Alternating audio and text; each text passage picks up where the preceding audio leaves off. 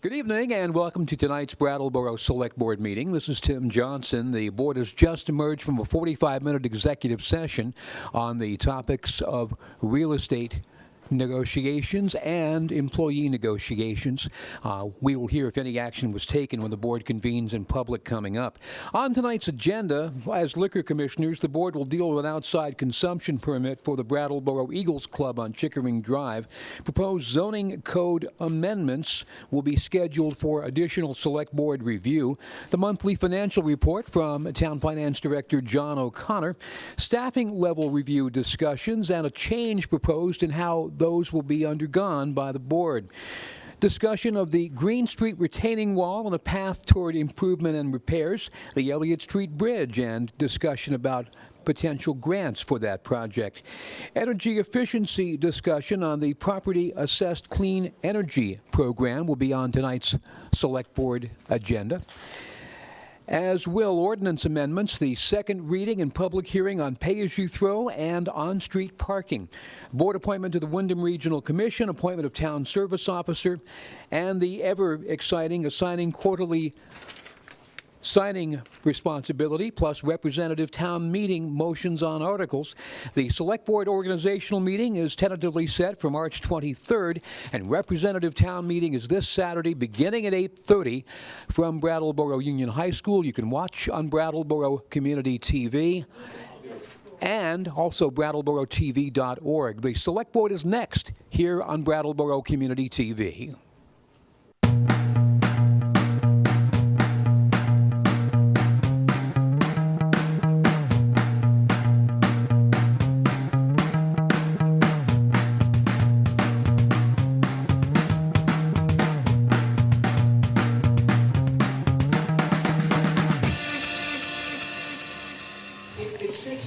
Good evening. We have the tape recorder going, I believe. There's a lot of activity in the room. Good evening. Welcome to the second regularly scheduled March 2015 meeting of the Brattleboro Selectboard. Welcome to everybody who's watching on BCTV, either live or later on recorded.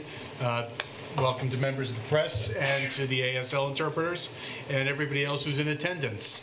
We know that the meeting was properly warned because we convened at 5:30 and entered into executive session to discuss real estate contract and labor relations matters. The first item on tonight's agenda is to approve the minutes from the March 3rd, 2015 meeting. Do we have a motion? So moved. We have a motion to approve the minutes from March 3, 2015. Is there anybody on the board who has any comments, questions, or changes? Anybody in attendance who's got any comments, questions, or changes? Hearing none. All those in favor, please say aye. Aye. Aye. Anybody opposed or abstaining? That carries 4-0. Next matter on the agenda is chair's remarks. I guess I'll start by noting that John Allen is absent from tonight's meeting. He had a work commitment and couldn't make it back here for the meeting tonight. We had a productive town meeting, informational meeting last night at Academy School. I want to thank everybody who turned out. It was nice to see many new town meeting members. It's good to have new blood among the town meeting representatives. People also joined last night through the caucuses, and we look forward to the convening of our 2015 annual town meeting on Saturday, the 21st of March, not at the Brattleboro Union High School gym, but actually at the Brattleboro Area Middle School multi-purpose room. Town meeting is at the multi-purpose room in the Brattleboro Area Middle School. The reason for the change is that it costs us way less to use the multi-purpose room than it does to use the gym. Because that's the purpose for the multi-purpose room. We don't have to put the mat out on the gym floor. So everybody, 8:30 at the multi-purpose room at the middle school. You come in through the back side of the high school through the middle school. I also want to take this opportunity to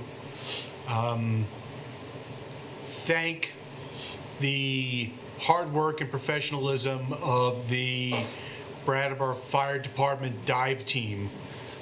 We got some press for that over the weekend, but there was a vehicle that wound up in a pond in Vernon, and it was through the efforts of the Brattleboro Fire Department dive team that life was saved. And we want to thank those personnel for their efforts, for the risk that they took in working to save the life and health of others, and for the work that they do every day. So thank you very much to the fire department and the members of the dive team in particular. Next matter on the agenda is town manager's comments. Thank you. I have just one this evening, which is just a reminder, continuing in the theme of being prepared for emergency situations, but broadening it out to the community. A couple of meetings ago, we had a full presentation from Chief Bukasi regarding the Vermont Alert program and how important it is that as many people as possible sign up for that program. So I just wanted to give a reminder that the website to go to sign up is www.vtalert.gov, vermontalert.gov. And it's important for folks to go to that site before June 30th of this year, and go today if they'd like, and sign up and ask to be receiving any of the emergency notifications for the Brattleboro area, and be in position to be able to be alerted when there is something that individuals in the community need to react to. Thank you, Peter. Okay, yes, I'm sorry, I did have one other thing. I was just coordinating with Kate because I know that she's involved with the decommissioning effort, so she'll have something else to offer here in a moment. But I did want to offer on behalf of staff that there were a couple of months back, you had some discussion, and Rod Francis wrote a letter on behalf of the town into the decommissioning process, but it wasn't directly to the Nuclear Regulatory Commission. It instead went through a state clearinghouse for those kinds of comments. Now there's been this recent decision, unfavorable, not extending the period of time where the emergency planning zone 10-mile radius would stay in effect until all of the rods have been placed in the dry cask storage.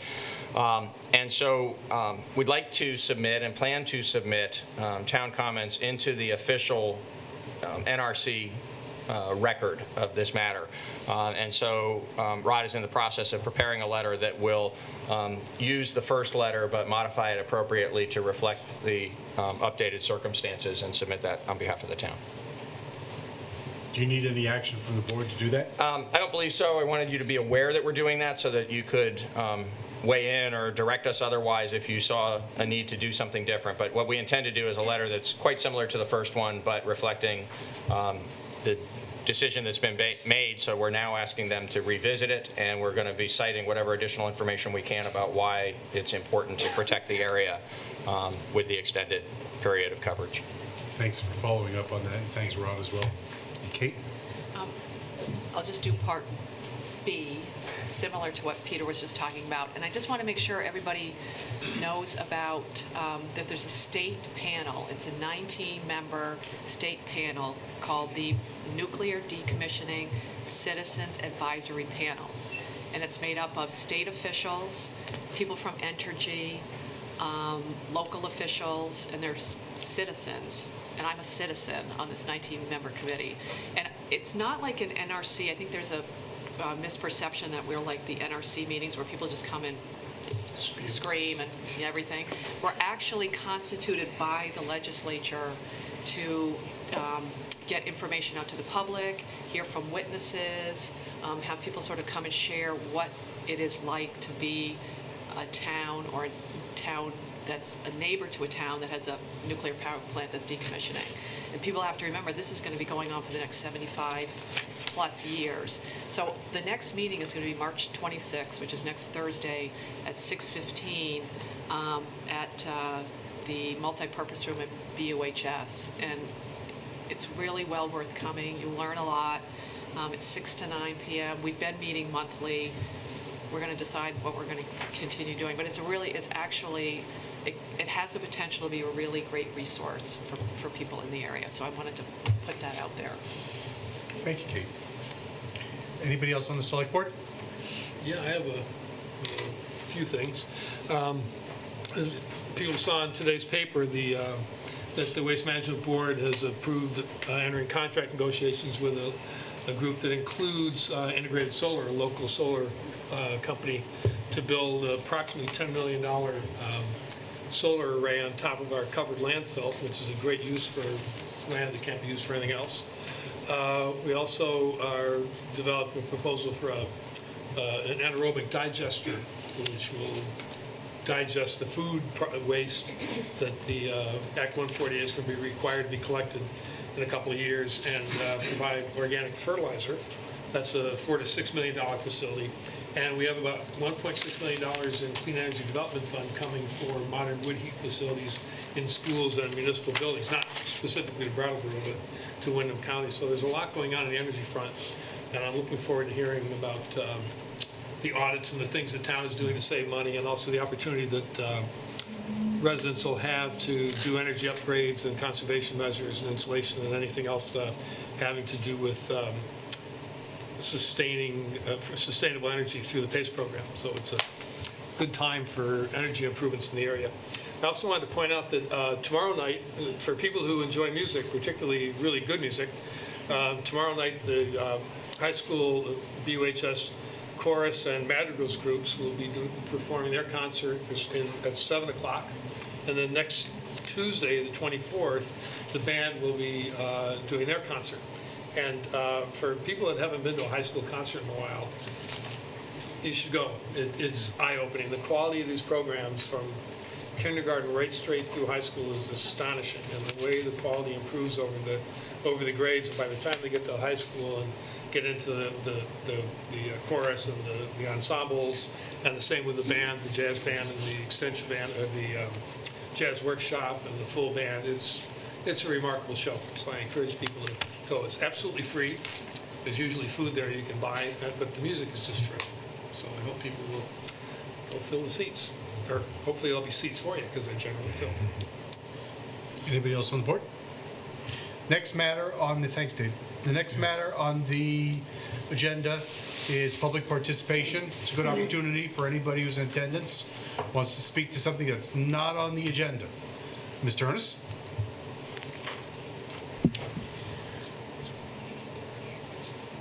Catherine Turnus, Brattleboro, District 3. The March for Meals celebration. The month of March mobilizes hundreds of local Meals on Wheels programs across the country to reach out to their communities and build the support that will sustain them all year long. Meals on Wheels programs collectively serve a nutritious meal, a warm smile, and the safety check to keep 2.5 million seniors a year healthy and living in their own homes. This effort is a dynamic and effective partnership between the national network of local Meals on Wheels programs and businesses, organizations, governments, and volunteers who contribute so generously to their communities.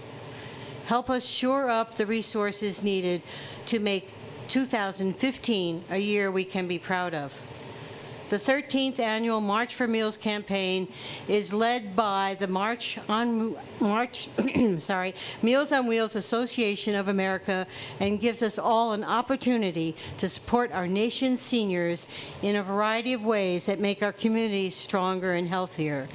So in the conjunction with this, the Brattleboro Senior Meals is holding Lunch at the Latches on March 26th with the Windham Orchestra. The program will be the Russian Easter Festival by Rimsky-Korsakov, Richard Strauss's Oboe Concerto, a local composer, and which is going to be a surprise. I'm not going to tell you what it is. And Shostakovich's concerto competition winner will also be there. There is general admission tickets and senior tickets, and you can obtain them either by calling Brattleboro Senior Meals at 257-999-5555 1236, or the Brattleboro Music Center at 257-4523. Please join us in helping Brattleboro Senior Meals, Meals on Wheels, remain strong. Thank you. Thank you, Catherine. Is there anybody else who's in attendance who wants to speak during public participation? Seeing none. The next matter on the agenda was scheduled to be convening as liquor commissioners, but I've been informed that the Eagles are asking for consideration of their outside consumption permit request to be deferred so that they can modify the application. So the next matter on the agenda is unfinished business, proposed zoning code amendments. Mr. Francis. Hello. All right. So last time we were with you upstairs, we left off at the point where we were going to develop a set of possible events that would involve the select board, and then you were going to then give feedback on whether you thought that was going to work out or not. So in your packet, you'll see a memo prepared by me stepping through 4 separate events broken out by topic area. We're totally flexible about when and where any such meeting would be conducted within the time frame given. So I'm happy to take comments or explain the reasoning behind the way we've structured it. Maybe you'd like to tell us why you structured it that way, since you just volunteered.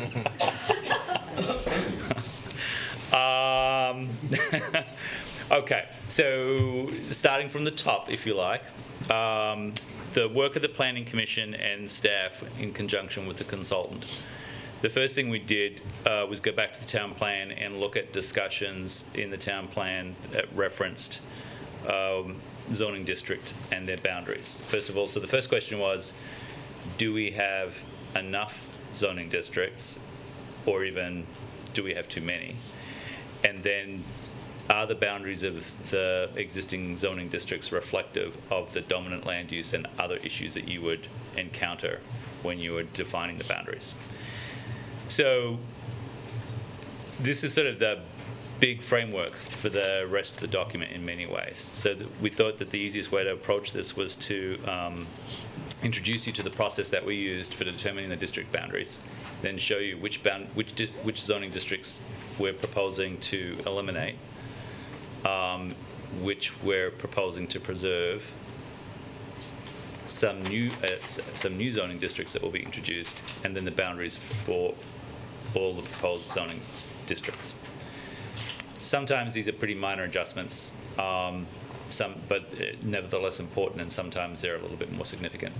What we will do as part of that presentation is use Google Earth Street View so that you won't actually have to go in person to each one of these locations where the boundary changes. You've got to sit there and experience it vicariously through Google Earth. Okay? And that's the way we did it in the Planning Commission. But we also did walk around, actually. So then once we've got that established, we think that there'll be plenty of questions from you about how we got to those new boundaries and why we decided to blend certain zoning districts or whatever. And we'll be making the connection between the districts and the purpose statements for each district. So then you'll also begin to see the structure of the document. So each zoning district starts off with a purpose statement describing what you should expect to find in terms of land use in that zoning district. And that ties back to the town plan. So then the next one, a lot of the work that we did in the town plan process, partly punctuated by Tropical Storm Irene, was to look at how to preserve what the public were able to convey was an important aspect of living in Brattleboro for them, which was the working landscapes and the rural character of roughly the western 2/3 of the landmass that is Brattleboro. And what we did was review the existing land use regulations and conclude that there were limited protections for that landscape in the existing regulations, and that the existing regulations didn't adequately address the impacts of the likelihood of sprawl, and then the impacts on municipal services if sprawl continues, including emergency services. So we drew heavily on our experience of Tropical Storm Irene in redrafting those sections of the land use regulations. So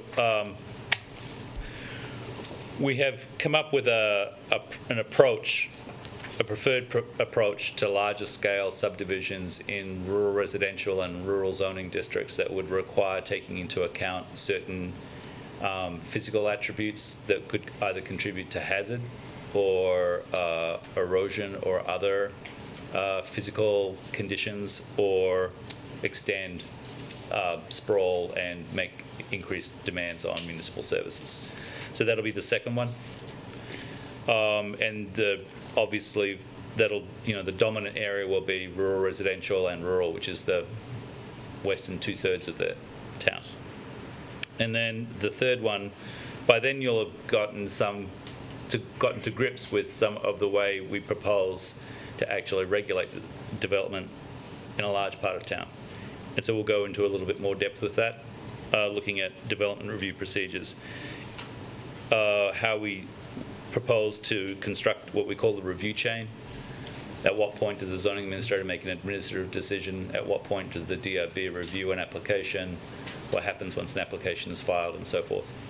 And then as part of that, we would like to discuss the proposed planned unit development changes, which again were identified in the town plan as a major impediment to development and growth.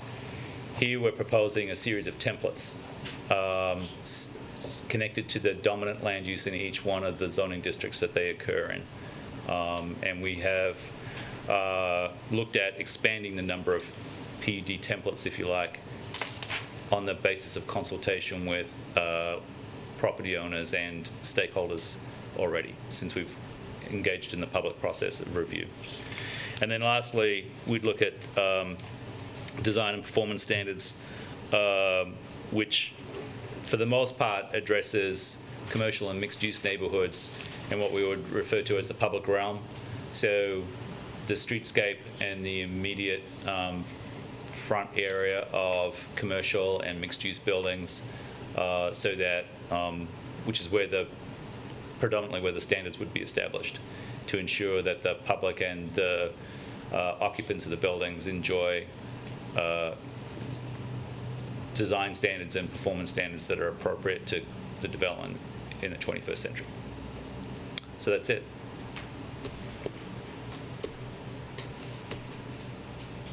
Anybody have any comments? Well, I think that this is an appropriate dedication of time and effort Okay. for adoption of an ordinance that can have such a significant long-term impact on the town. Great. And I think it's an appropriate way for the select board to make sure that the information is publicly available through the TV cameras, and to anybody who's prepared to attend our public select board meetings. And we'll encourage you, once these are approved,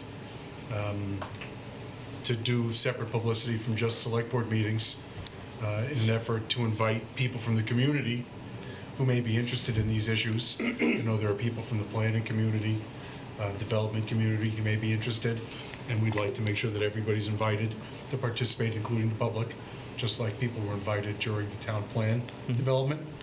And then this will serve to stretch out the process a little bit beyond approval, like in April or May. Right. So if you could tell us where this will leave us in all likelihood for public hearings and final adoption, that would be useful.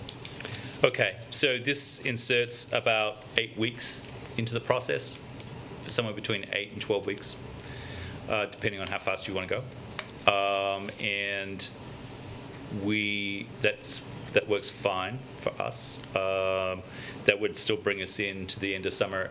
From our standpoint, the Planning Commission standpoint, there's a sort of a decision-making calendar in play for Brattleboro that means we discuss the budget from the time that kids go back to school until well after Santa's visited.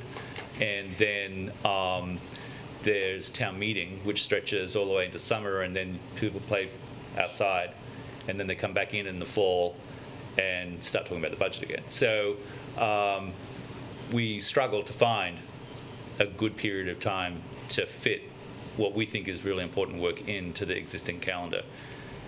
We're concerned on some level that to discuss something as important as this at length over the early part of the summer is challenging for people to participate in. But we feel like the Planning Commission has been doing this work openly and with lots of supportive coverage from the press for the past year. And so we're not assuming or presuming that silence is consent, but we do believe that people know that this is going on. So we're balancing those things off. I think that late summer would still be a really good target, given what I just said about the calendar. What is the required time frame? What do we have to do before adoption? The easiest way to describe that is that what I'm laying out here is optional because it's in addition to the required public hearing that the Planning Commission must hold and the 2 public hearings that you must hold. And we accept that this is of such importance that just scheduling 2 public hearings is probably not adequate to cover it. But you'll still have to do that. And so, at some point as we're moving along in this process, we can determine the 2 public hearing dates that you will need. We could do June and July, for example, and adopt at the second July public hearing? Could do that, yes, that would be good. And how much notice we need beforehand isn't really an issue? It's not my area of expertise, but generally, It is. I usually have somebody else help me with that. It's 30 days, I believe. Yeah, but there's no problem. There's no problem with that. Good. From this far out, we can figure that out. But yeah, we should actually try and figure out what you would prefer as an end date for your public hearings, and then work back from that to some extent. So our hearings and the hearings that you would hold and these 4 segments of our board meetings would all happen in the next 4 months. Yes. Okay. I'm glad to hear that you think there's been a lot of publicity and information has gotten out to people. I tend to miss a lot of those things, so it's not surprising to me that, that's news to me, because I haven't really been paying that much attention. So my concern is that we have lots of opportunities to hear the kind of questions, the issues and the concerns that you're hearing from the public. And I think that the hearing process will provide that. And hopefully, if we, despite the good coverage from the press so far, if we make an extra effort to publicize our meeting components, our part of it, in our meetings as well as the formal hearings, with multiple PSAs at least, so that we can minimize as much as possible I didn't know this was going on phenomenon that happens. And it's usually when somebody goes and fills out a form and tries to do something, then they find out that something's changed or something's harder than they thought it was, and well, when did that happen? And I think there's no limit to how much we should do and how important it is to just avoid all the problems that come from when you change things and people are shocked by it. Okay, from the outset of the project, the formal commencement of the project, when we retained the consultant, she established a web page associated with her company that we have advertised broadly. It has a message function. We receive copies of all the questions that go to her. We have our own email and our own mechanisms in the office for recording comments, and in each public event that we've scheduled, which now exceed 20, we've logged all the comments. So it's not a vast number of comments or questions, but Can you some of them. estimate how many, what the total is? I mean, is it 6 or 50? Or a couple It's hundred? more than 6 and probably less than 20. Some of them are highly technical, and some of them are, just fairly innocent, fairly simple questions that, bear, fairly easy answers. But what I would say, the reason why I'm explaining this is from the very beginning, we established a system for recording comments and questions and making sure that wherever practical, we could make connections with the public. We ultimately realize that for many people, their first encounter with whatever happens is going to be after it's adopted, and then they go to use it. I should say there, though, that for the vast majority of households, there's very little shift. So 1 and 2 family dwellings in Vermont land use law are a protected class. And there's nothing we are doing that would really significantly change people's process or access in those terms. That being said, there are significant changes in other parts of the land use regulations, and we have gone to great lengths to make sure that those people impacted by those changes understand them as fully as they can. Well, we did do some distribution of information through emails to town meeting members leading up to the last ballot vote. And I tend to think that that actually was a useful tool for reaching out to at least 150 people who then have family members and acquaintances. So we might consider going forward using that resource and developing a broader email list in order to just push information out about these meetings and about changes, maybe do some sort of press releases and the like, and an article or two just speaking about the overview of the way these things would change, just to make it as broad a topic of discussion as possible. That would be great. So people know what's going on. We can obtain the list of town meeting members. We use constant contact through the consultant. We've got a bracketed distribution list of in excess of 300 email addresses right now that we've been using for most of the time. And if you and Sue want to write, or the consultant want to write a couple of articles to distribute to the press, that might also be a good thing. Sure. Okay. And the last point is that we hope to have some of the visual displays that are contained here on in the hallway available for people at town meeting to look at during town meeting. Thanks. Great idea that for the people that are going to be affected by the changes, you're going to contact them and making sure they're aware. That's terrific. Good strategy. Okay. Anything else from anybody on the board? Anybody in attendance have anything that they want to comment, or anything from the press? I guess we'll move to endorse the proposed schedule for planning department presentations to select board twice in April and twice in May on the topics as presented. Okay. That's great. So those dates that we've given you for April and May are good? Well, that's a motion. Oh. Is there any further discussion on that motion? All those in favor of endorsing that presentation schedule, please say aye. Aye. Any opposed or abstaining? That carries 4-0. Thanks, Bob. Thank you very much. That's great. On to new business. The first item on the new business agenda is financial report. John O'Connor. Thank you, David. So in the packet is the February financial report. As of the end of February, we were 66.7% of the way through the fiscal year. And after making adjustments in the general fund for debt service payments, insurance payments, and human service payments, basically prorating those costs, the general fund budget stands at 64.6% of the budget. So we're in good shape in the general fund. We're actually spending less than we thought we would at this point in time. So again, we're in good shape. The utilities fund stood at 67.3%. Parking was at 66.1%. And the utilities fund, the primary reason for that overrun was the work done on the outfall pipe, which was not budgeted. It was damaged during Irene, and they finally got around to doing the work on the pipe. So if we prorate those costs, the utilities fund would be at 66.5% of its budget. So basically right where they're supposed to be. Police and fire, of course, the spending has really slowed on that project. Year-to-date expenditures were $13,247 as of the end of February. The loan report, we had $4,071,246 in loans outstanding as of the end of February. Many of those loans, as you know, are deferred. They're part of the CDBG program and are not payable for many years. The program income report shows that we had $439.27 available for additional grants and loans. And we do have several loan programs that we loan money for. We have housing improvement, we have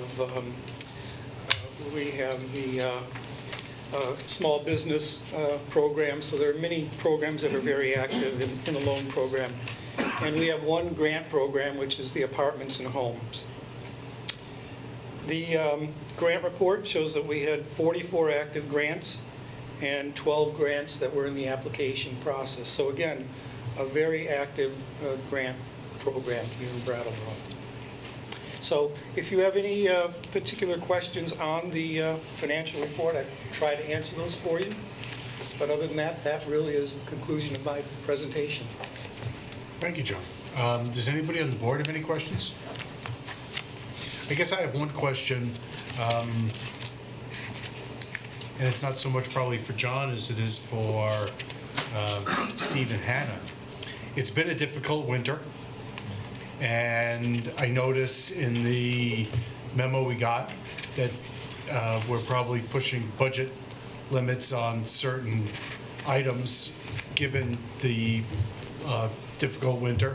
So I'm wondering whether Peter or Steve or Hannah could speak a little bit to the budget implications of the work that we've had to do on winter roads this year. I can speak to that. We have had to incur costs that are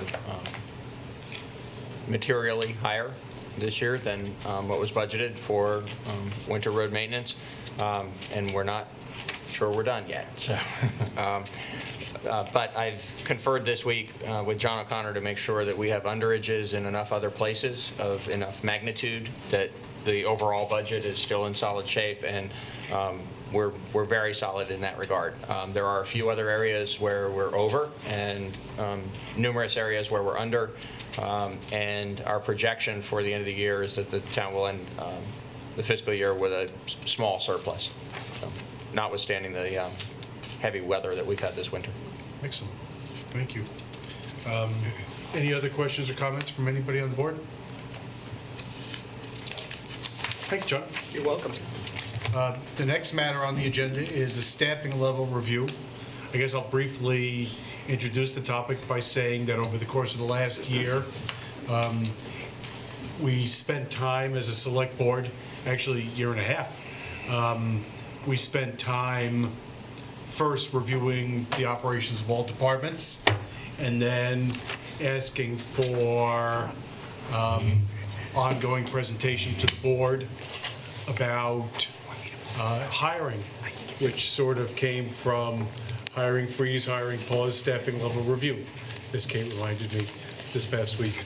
So we're here for the most recent staffing level review, but there's also a request in the materials distributed to us by the town manager to change the approach to conducting these staffing level reviews. So, Oh, I have a suggestion. right, so why don't you go first, Dave? Well, I was going to suggest that we not do the staffing level review and instead consider Peter's memorandum and maybe move on that, and then Pete and Mike can call. So, Peter, why don't you speak to talk it? with us about... Thanks for Sure. getting dressed up. You look great. Hey, we're just like that all the time. We always look great. Maybe you want to tell us what you think about staffing level reviews. Sure. What I think is that, from my understanding of the history, you just described it, that you undertook having these periodic reviews for a good reason. They've served an important purpose during the period of time you've been doing them, but especially for positions like the one that would be discussed if you decide to move forward and hear about it tonight, firefighter. It's true for police officer, it's true for some of the positions in DPW, where there's enough people in the same classification that you're essentially seeing the same presentation several months later when there happens to be another vacancy in that same kind of a position. I think that this process you've been following has served its purpose. And going forward, what I would suggest instead is first, as part of the comprehensive review that we're going to be doing this year, that when we have completed our town-wide staff level review of all the different functional areas of the town, that we present to you as part of the outcome of that process later this summer, a comprehensive staffing review for town government. And then we can do that from time to time as you see fit going forward. It can be an annual part of the budget process, or it can be done at other intervals.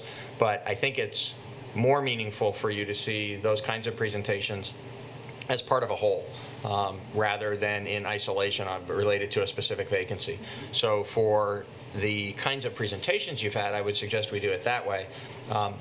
It begs the question of how will you know what's happening when vacancies do occur, and my assurance to you on that is when I have reviewed any particular vacant position with the department heads, I'll advise you whether we're going to proceed to fill the position or whether we're going to look to reorganize that function in some manner or simply not fill a position, depending on the circumstances of any particular vacancy.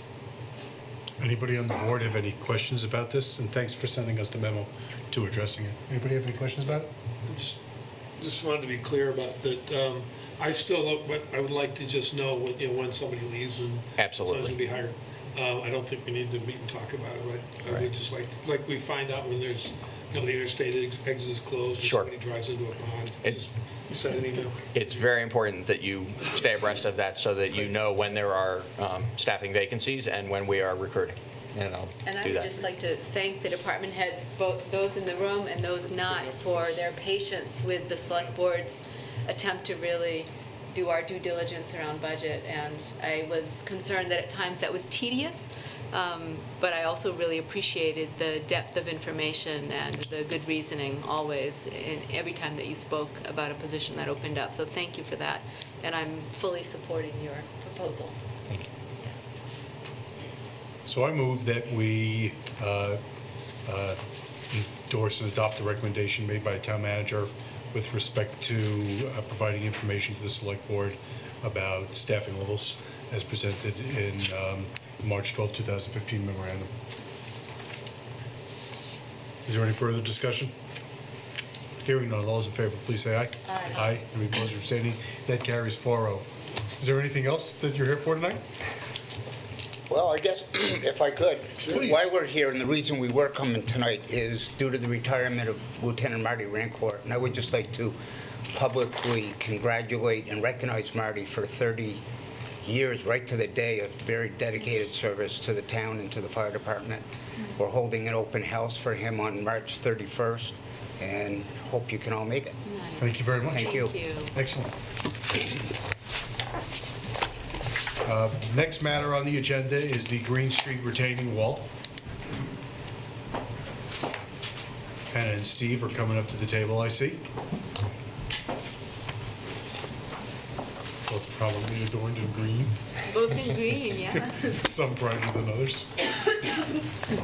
The interpreters are in green, The interpreter. and we want to thank them. Steve and Hannah, talk to us about the Green Street retaining wall, please. Okay, Steve Barrett, Director of Public Works.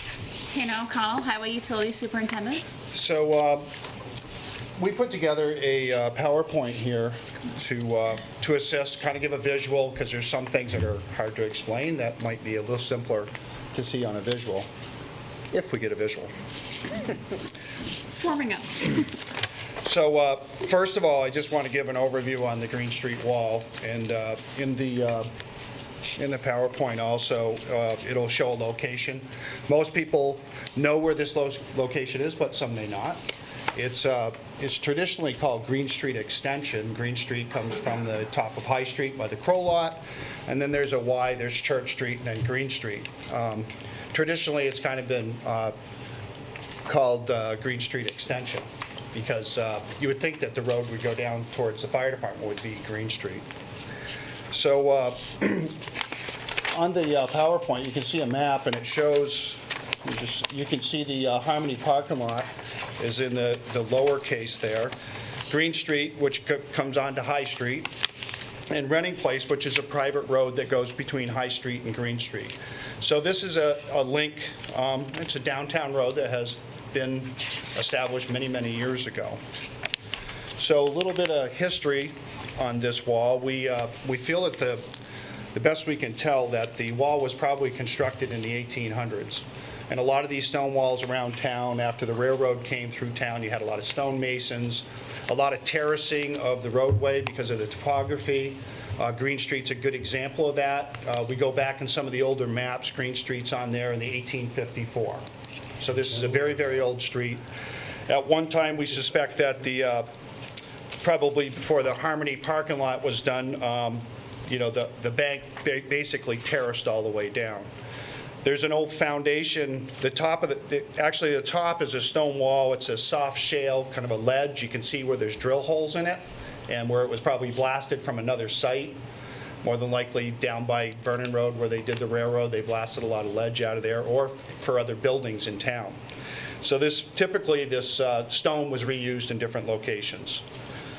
The bottom wall is an old foundation. Back in the 50s, there were buildings, 1940s, there was buildings in the Harmony parking lot. We do have some blueprints that show that. And actually, the lower wall that you can see on the PowerPoint is really a foundation for a building that was there previously.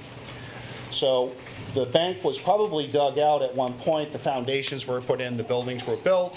When the buildings were torn down, it remained as a retaining wall. Do we have any reason to doubt the integrity of the lower concrete foundation? We don't at this time. The part of that we'll get into is when we did an investigation of the wall. That particular wall was looked at by engineering services, and also some of the soil samples give us some evidence of the integrity and a visual inspection. There could be some problems with it, but there's nothing visually that is showing, and that wall's been there for quite some time, so we feel it's the engineer supports that. He feels it's stable. It does have an impact, however, on different design factors, because it's felt that we shouldn't put in any additional pressure on that existing wall. The loads that are there, the slope of the bank between the laid-up stone wall and this concrete wall, we don't want to increase any of the bearing pressure in that area between the two walls. One of the considerations was to put a new wall simply outside the face of the laid-up stone and then fill in that void. But the fear was to build a footing, you would add additional pressure to that zone, which could affect that wall.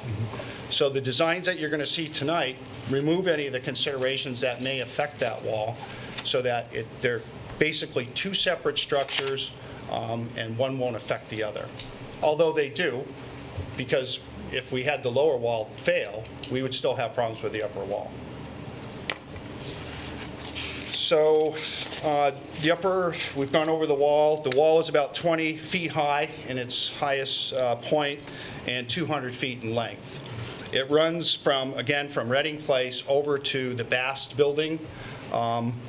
That's at the corner of Green and High.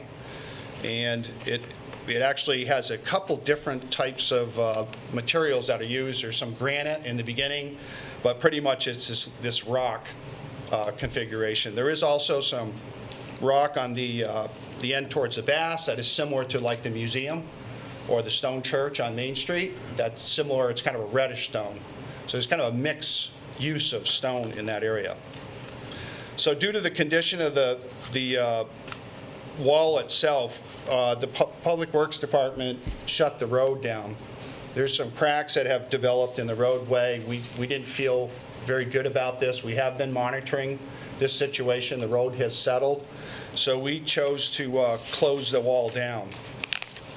This is a picture of the wall itself standing down at the base of the wall.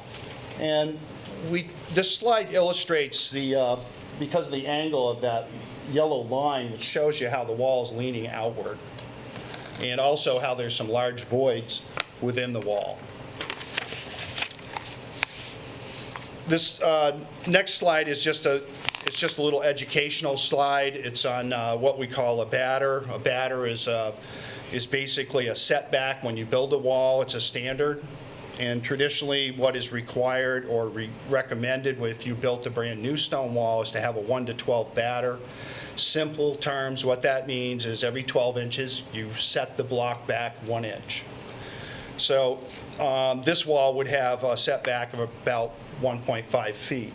So again, you can see we've illustrated this with a line that shows you that the setback for the batter would be about 1.5 feet. And then the bearing force of the earth and the road, that gives it more stability because of the angle. So, and we felt this is important because if you look at our wall that we have a negative batter. So even if this wall was constructed completely straight, then you'd still, it's leaning out over 2 feet. So if it had a correct batter, then it's probably over 3.5 feet out of alignment. So that just really nails home the urgency and how much this wall has failed. Moving on up to the top, this slide illustrates a crack. This crack in the roadway has the road surface is actually dropped. And there's the pitch originally on this road. We did a repair on this road probably 20 years ago, and the road pitched from the guardrail towards the drain to keep the water away from the wall itself. And that has, over time, has cracked and settled. So what happens there is the water gets down behind there, and then the soils are starting to filter out, and the soils are also starting to filter out. One of the, another thing we'll discuss is we did some soil analysis, and that indicated that there's some voids within the roadway itself, and that's because the fines and the silts have basically, the water's got in there and they've leached out the wall itself. The crack's big enough so I can take my boot and put it right in the crack itself. It's almost 4 feet wide. And that's been filled with some sealer to try to protect it, to prevent the waters going in it over the winter. So protective measures at this point in our venue, we called engineering services. We felt that we needed an engineer on site to give us some professional advice. And we hired Stevens and Associates to come out, and they did a site visit right off. We discovered this on a midday. There was a big change. They came right out, did a site assessment.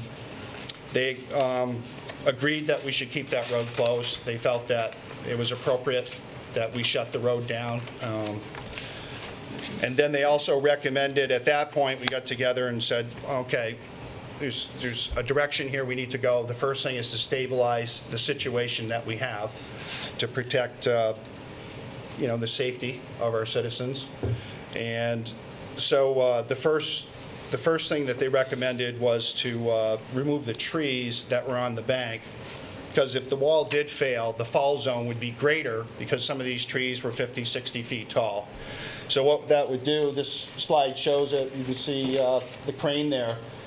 The original trees would actually fall into the buildings across. So we certainly met with the tree people and talked to them, and they concurred that this was a serious issue.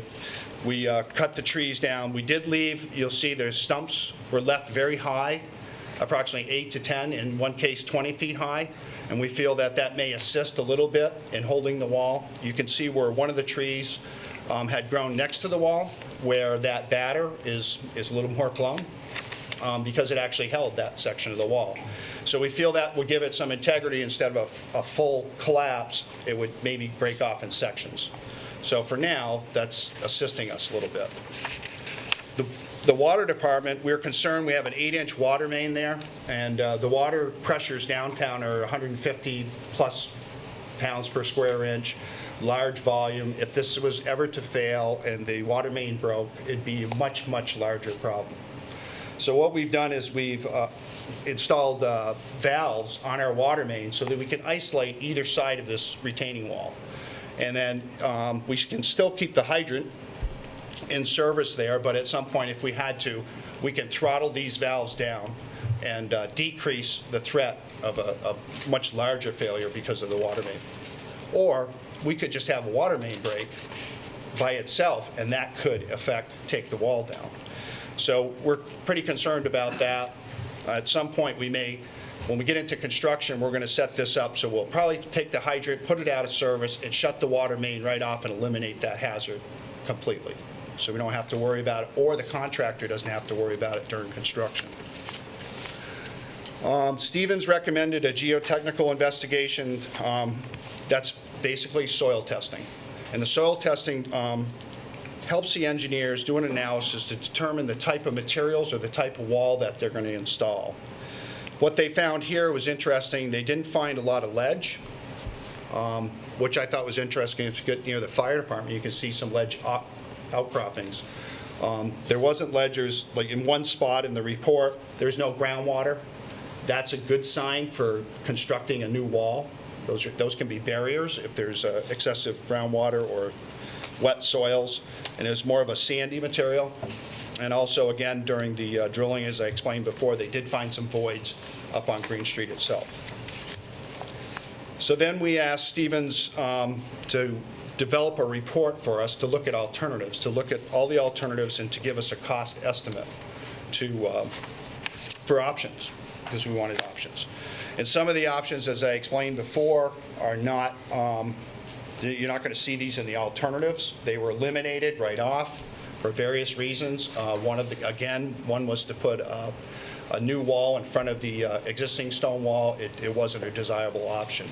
Another was to put in a type of retention wall out of steel and planking to secure it.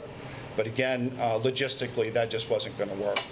So we eliminated some of the options that just weren't that desirable. We start off with, I'm giving you the preferred alternative. It's called Ready Rock. This particular type of wall is fairly popular. We just did a wall like this on Washington Street ourselves, in harmony with the contractor and Public Works staff. We put the wall in. Stevens gave us, there was 14 recently installed walls within 1 hour of Brattleboro that have been done and completed by contractors. And we feel that this is a big advantage because not only do you have contractors that are familiar with the product, it would give you more contractors to bid on the project that are comfortable with it and have installed systems. And the 14 systems that they looked at were as big as this wall, if not greater. So that gives us a higher level of confidence because we've worked with it, had success with it, we have walls with it. And the contractors, we interviewed local contractors, and this is a preferred type option. And then I'm just going to go through the different options that we have. Alternative 2 is similar to one of the walls that we put on Strand Avenue. There's a series, but this is a good example of the wall going down Strand Avenue on the left-hand side.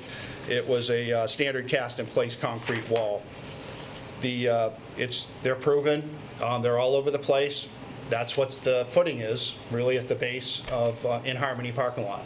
It's a good, solid wall.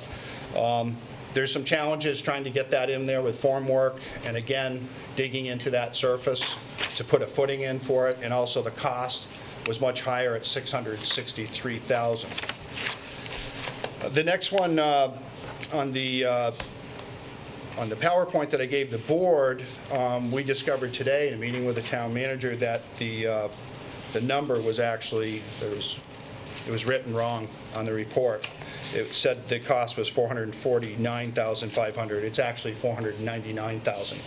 We've made the correction on the PowerPoint, but the board may have this original PowerPoint slide, so I just wanted to note that because there's a big difference between $100,000 and $50,000.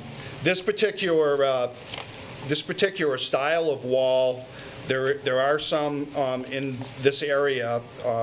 There are some challenges that we interviewed some of the contractors that have installed this. A lot of people don't have expertise in it. The product isn't that old. And we've seen some complications from that product with actually some fracturing. So we're not recommending that, just based on our review, and also Stevens. What was interesting is Stevens actually went out and did investigated these different products, and Hannah and myself actually did the same thing. And we looked and we got different contractors, and then they compiled all this information into the report. So we kind of have information from two sources that were compiled, which is interesting in this project. So we're not recommending that, even though it's lower than our recommended alternative. Alternative four is a soil nail wall. Simply put, that's drilling. It's like drilling a well. There's a steel core that gets drilled into the bank through the existing rock, and then there's concrete injected into that core. And there's a series of those that are put up, and then there's a plate that's put on, and then there's a gunite type.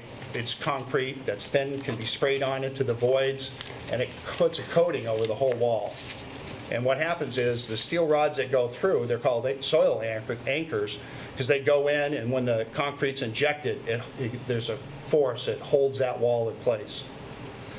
One of the downside is the price was a little higher, is $572. There's also some testing.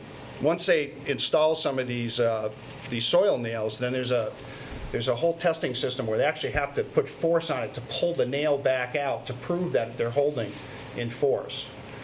The other concern is there was voids in the road, so if you're drilling through and there's a big void in the road, that has no holding power.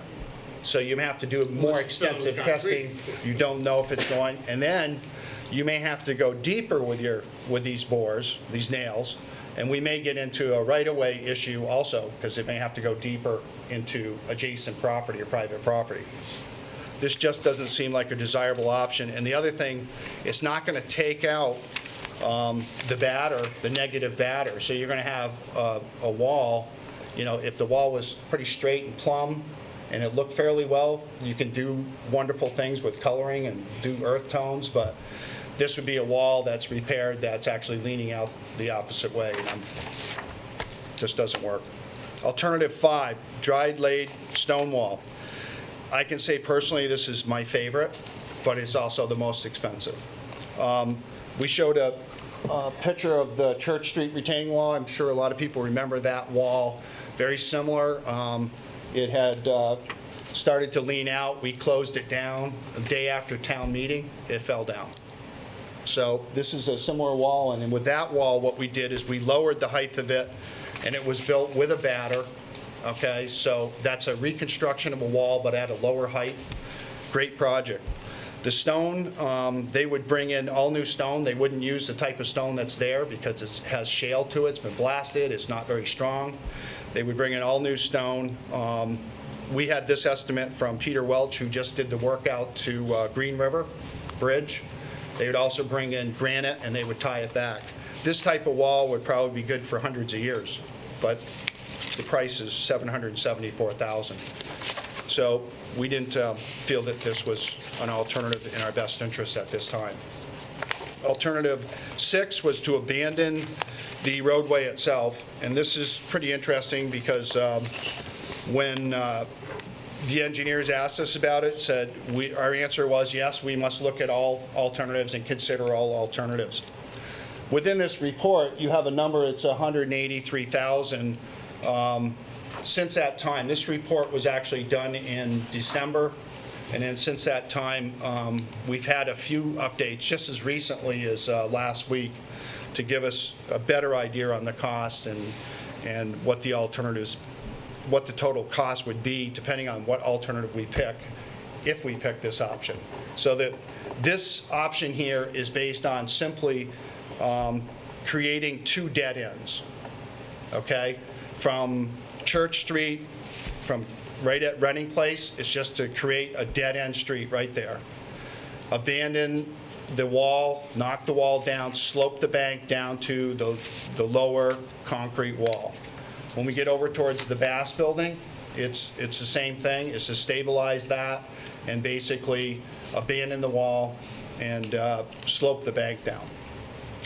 The downside of that, this board went through the New England Drive scenario where we had a road that was a dead end, and we created a turnaround. So this winter has given us a wonderful exercise in how this really doesn't work well with the snowfall and the loads, and we actually had to add this area for snow plowing the sidewalk because so many people walk here. Originally, it just created a barrier for pedestrians and they couldn't walk. So you can see in this picture where we actually added that to our sidewalk snow plowing because Traditionally, what people have done is they've just walked on the edge of the road, and there's a lot of people from the neighborhood that use this to go downtown. The other thing it creates is we have to, all this snow is just piled up and then it has to be removed. We have to bring in loaders and we have to take the snow away. The other thing it's created is all the service trucks, the rubbish trucks have to drive down the street and then back all the way back out. There's no place to turn around. The oil trucks, the gas vehicles, anybody with a truck has to use an alternative method. There is a private street on where the renting place is, and it's increased the traffic to that private street. And that street, although some of the residents, including myself, would love to see it be a town street, it really doesn't meet any specification. It's very narrow, and it's not very desirable as far as turning that into a side street. So the board needs to think about whether you want to create something that doesn't really meet our own standards. And if we don't, then what that leads us to is to do a build out and put T turnarounds in on either end, which is doable, but then that brings the cost up to this $550,000+, and it also involves negotiation with property owners. It also would require rebuilding 43% of the wall just to build the turnarounds. So that's a lot of information for the dead ends, but I think it's important because I think we could all have a vision how nice it might be to have that just all sloped with a sidewalk, but I don't think it's very practical. The other thing is the Bass building over the years has changed its use, and it could again be commercial. There's tractor trailers that do deliveries. It'd be very difficult for them. Their loading ramp is actually on this dead end section. Right by this sign, there's a ramp. So it creates a dead end. We didn't get into issues with the fire service to bring them in on this loop, but being part of that group, I know that brings on concerns also with the ladder truck and with the pumpers and fighting fire to create a dead end brings on some concerns there. So so again, I just outlined this so everybody can see. The Ready Rock is what we're asking the board to consider for the $550,000. And then again, just one more follow-up on the Ready Rock why. And again, the 14 recently completed projects within an hour. The contractors' knowledge of this product and ability, the number of contractors that would bid on this, we hope would be much greater because they're familiar with the product within an hour's travel time of Brattleboro. It eliminates any right-of-way issues. You can use earth tone so it can soften the look of this wall. And that's basically what I have as far as my presentation. And then that leads into funding, and I believe the town manager was going to dovetail into that. Sure. Why don't we start by inquiring anybody on the board have any questions about the excellent presentation? Thank you. Dave? Excellent, absolutely, I agree, great presentation. How many years do you expect the Ready Rock to last? They're saying they'd be 75 to 100, but So almost as long as the laid-up stone. yeah, but I think really those, they say if those are done correctly, some of them, like over in Europe, they have them, they're 1,000 years old. Yeah. So I'm just wondering about, that might be worth the investment if it's really, Right. if we can demonstrate that, because if we're gonna spend $500,000-600,000 now, and then in 40 years spend it again. Right. We Well, have one. twice as much because it'll be more expensive then. We have a wall very similar to this on Canal Street. I don't know if you remember, but Canal Street let go south, or actually north of Elm Street, between Elm Street and downtown. And there's a large wall there. The whole Canal Street cracked between Elm Street and Main, and there's a concrete wall there. And that was put in the 80s. And there's one problem towards the top of the wall that we're investigating now, but that may have been an installation problem, but it's a long wall. It's probably 300-400 feet. The rest of the wall, the integrity of the wall, the materials, they all look great. So there's an example of one that's not that old, but it's still holding up very well for its age. I think my other questions are all about just not doing it and just the abandonment. The way that with Reading Place and with the way Green Street is now coming by the superintendent's, the supervisory union, and then there's a Bass Wood building there too. That pretty much, if that ended right at the driveway into the Shrine parking lot, I don't know who would be turning around there, that would need a turnaround. And at the other end, the loading platform is, it's hard to see. I mean, I'm sure people, if they've been unloading, they've been backing in for the whole time it's been closed. And although it would stop traffic for a little while coming down High Street, it doesn't seem like any different than the trucks that back into Brown and Roberts on the other side of the street. And as far as delivering oil and other things, if you're going to come into that section of Green Street, and you come up the hill, you'd be smart to back in anyway. So I'm looking at all of that, and I'm looking at that there are two buildings, there's two office buildings where nobody's even there at night, and then there's a house across from the supervisory union, and then there's the Bass building and the Shrine that they're affected by it. The Shrine's got that other entrance to Reddick Street. So I'm trying to see like who really is going to suffer if we don't put this through, particularly if we leave a path for the neighbors to walk through. And I don't see the need to do it, and I don't really have a problem with dead ends in a setting like that where there's hardly any traffic.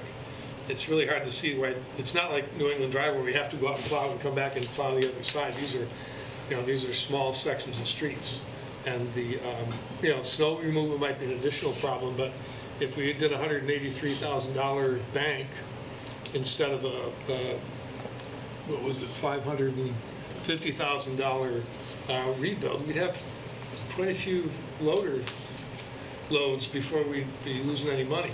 And I just keep thinking about all the services we provide, all the things that people want from us, all the demands and the constituencies that come when we talk about, well, gee, we're going to have to reduce this or reduce that. And there doesn't seem to be a big constituency to retain this particular service. And I'm wondering if it isn't one of the things that we'd rather have it, but we can get along without it.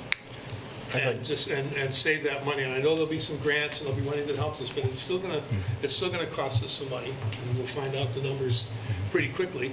But it just seems like let's let this one go. It's really not crucial. I mean, if Mike feels like that's really important to get someplace to a fire really quickly, but coming up from the fire department, you're not gonna make that turn onto that street anyway. So you're going to have to go around, and backing in wouldn't be any harder than going around the block. So I'm just seeing this as one of those very rare opportunities where we can let something go and save a few $100,000. There's some number of thousands of dollars. Can I ask Peter to speak before you do, if that's okay? Yeah, that's fine. Peter? What you've just articulated is exactly what my first impression was, too. And when I reviewed it with staff, what I learned was,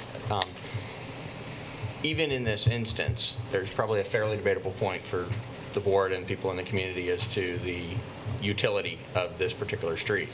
But there's a broader context that makes the abandonment option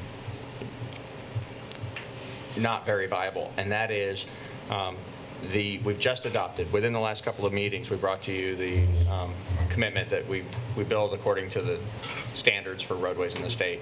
And that's one of the measures, not the only measure, but an important measure that qualifies us for the substantial amounts of state aid that we get on the various projects that we pursue. So it's not just a question of grant eligibility for this project, but if we don't adhere to the standards that we've committed to, that we say when we do this kind of work. So we have a lot of older areas of town that don't comply with those standards, but the commitment is that whenever we're doing work of this nature, where we're going to modify a facility, that we're going to modify it in a way that meets the standards.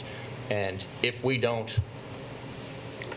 keep that commitment that we've made, we will find ourselves not eligible to receive the grant funds that we would otherwise be eligible for. So there's a very big implication that's outside of this street, but for all of the different work that we do that's at risk in terms of the level of state aid that makes it possible for us to do capital projects that really need to be done around the community.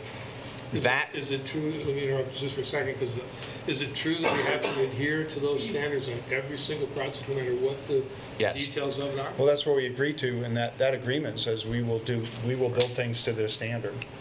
So, That's our agreement, is that when we build something new, we're going to stick to the standards. I'd like to, that's a little too rigid for me to just kind of swallow, that there wouldn't be exceptions allowed if it doesn't make any sense, or if it's going to be a huge expense. So I would like to ask that maybe we table this and come back to it after we've had a chance to contact the state and see if that's actually the case. Well, I'd like to- Because that changes my mind if that's the case. Right. I would like It's to just hard also hard to offer swallow some, that.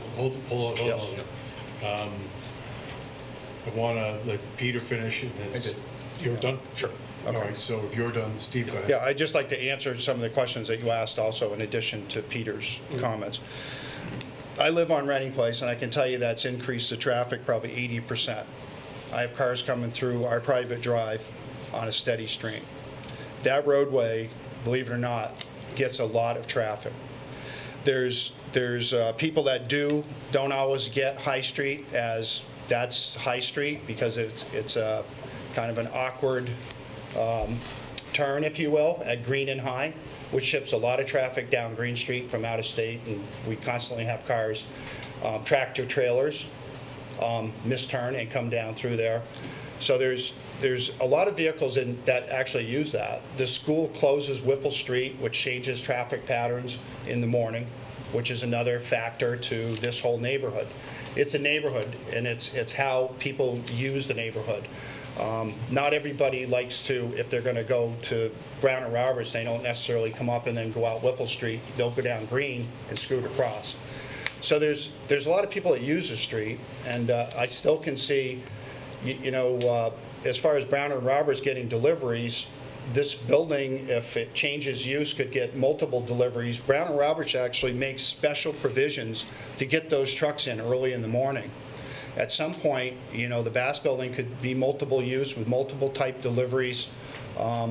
That's also caused somewhat of a burden, if you will, even on the private property with the dance studio now utilizing the parking lot of the Shrine. So it's changed our whole neighborhood and how it works by putting it one way. There's actually, you got the school building that rents the office, and you have Bass headquarters, but you have 2 apartment houses right there, and also the ones that are on Reading Place that use this for access, plus all the service trucks. And there are service trucks for all those. And I'm just really concerned about having all these vehicles. Right now, the garbage truck or rubbish truck has to come, and they have to back all the way up the street, which isn't a very good situation at all. And I just feel if we're building things, we shouldn't be doing this and putting ourselves in this situation. We're trying to get out of a lot of these situations by improving our infrastructure. And then we have the opportunity to do it. I just hate to see us going back into a substandard situation where we're actually forced. We know this is apparent to do the right thing, and we do it in a different way, and then we're going to force people to back up these streets and such. And I just don't agree. But I understand fully what you're saying, and that's why we looked at this as an option. And I think even the 183 now at this point, from what I've learned from December to now, I can honestly say that's going to be higher to abandon the road. It won't be just the 183, but I wanted to put that in there because I felt it was important as an option just as much as you. If there's an opportunity to eliminate, I mean, for me, if I didn't have to plow it anymore, or anything else, it'd be great. But that brings a different burden on too. And this winter, we had to go down and remove snow several times. And it was a hard winter, I get that, but then it's another maintenance item. And my sweeper, same thing. Sweeper goes down there, he's got to turn around somewhere. My plow truck right now, because, we have a gentleman's agreement really with the Shriners, they allowed us to turn around, but otherwise that plow truck would have to back all the way up the street once they plowed. So, just a lot of challenges. Donna? Thank you for the presentation. It's incredibly detailed, and it's another reminder of how each project that the town takes on has so many facets that need exploration. So I'm amazed at the depth of the information that you presented in a short time. And also, I just want to make sure I heard you right, Steve, that you said if the dead-end option would involve necessary negotiation with property owners. That's correct. Which could also potentially result in an expense for the town, correct? If any one of those owners turned out to be really unhappy with that proposal. Yes, and I think the Shrine has limited parking right now, and then Yeah. one of these options takes away quite a bit of that, and plus the roadway itself. It's not a very, it would take time to begin to, and that's another concern, I'm glad you brought it up, is, you know, this isn't something I feel really good about waiting on. I'm nervous. Right, That's why I shut it down. right. So then I don't know what the results of this winter is going to play on that wall with the frost that we had and the wet weather and the snow. So I'm just really concerned. The other thing I just wanted to ask briefly is there was one option that you said, this is my favorite. And you didn't say very much about why. If you could say a couple more sentences about why that, in your opinion, it's considerably more expensive, is preferable. Well, I think it's just like Church Street was a project that I really enjoyed because it was recreating something that had been there for years. And I kind of like the history of the town, and when you can take something and stabilize it and keep it there, I think it's great. But in this application, it just doesn't seem like a good option because the materials were substandard to begin with. But I can't really say that either because it lasted over 100 years, right? So it did what it was supposed to, but I like the look of the stone wall in certain areas, and I have a certain resistance to going with the modern products Got it. because in some cases we found modern products don't always work as well. And my last question, with your recommended, the Ready Rocks, Ready Rock, yeah. are the earth tones more expensive? It's like to get No. gorgeous coloring or natural colors? A lot of them, what they use is like a sand or just it's Neutral. a light brown color, so it kind of blends in. Thank you. That was great. Dave? I expect and appreciate you to advocate vigorously for all these projects. That's exactly what you should be doing. And I don't think it's not just because you live there. Right. And I've used Reading Place a few times, and it's not a great road, no question about it. And I appreciate all the things you said, and I think it's just $400,000 that, you know, we just keep doing and doing and doing, and I think that just at some point we're going to have to think about abandoning or holding back or just kind of limiting the scope of all the things that we do. And again, you know, there are those 2 office buildings and 2 apartment buildings, and you know, I see that big parking lot, and we can turn around in there. So even though you have to negotiate that, it seems like we could fill some potholes in return for being able to turn around there. And what might happen in the Bass building might happen, might not, and we might be able to make arrangements for them to come in late in the day instead of early in the day. I mean, I just really don't want to see this go forward. I just don't want to spend. I'm not sure if there are more grants than the 175 we're asked to approve tonight, but it's still going to be about $400,000 somehow.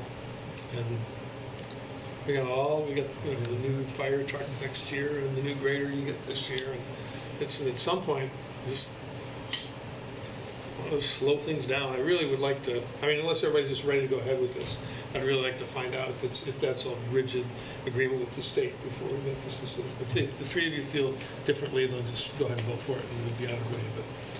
But I just want to be sure that all the information is absolutely accurate before we. Well, I'll speak to my position anyway. I think that the layout of downtown streets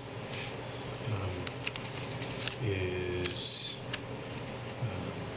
very interdependent, and I think that having this through road at the bottom of Green Street there is important part of the downtown circulation.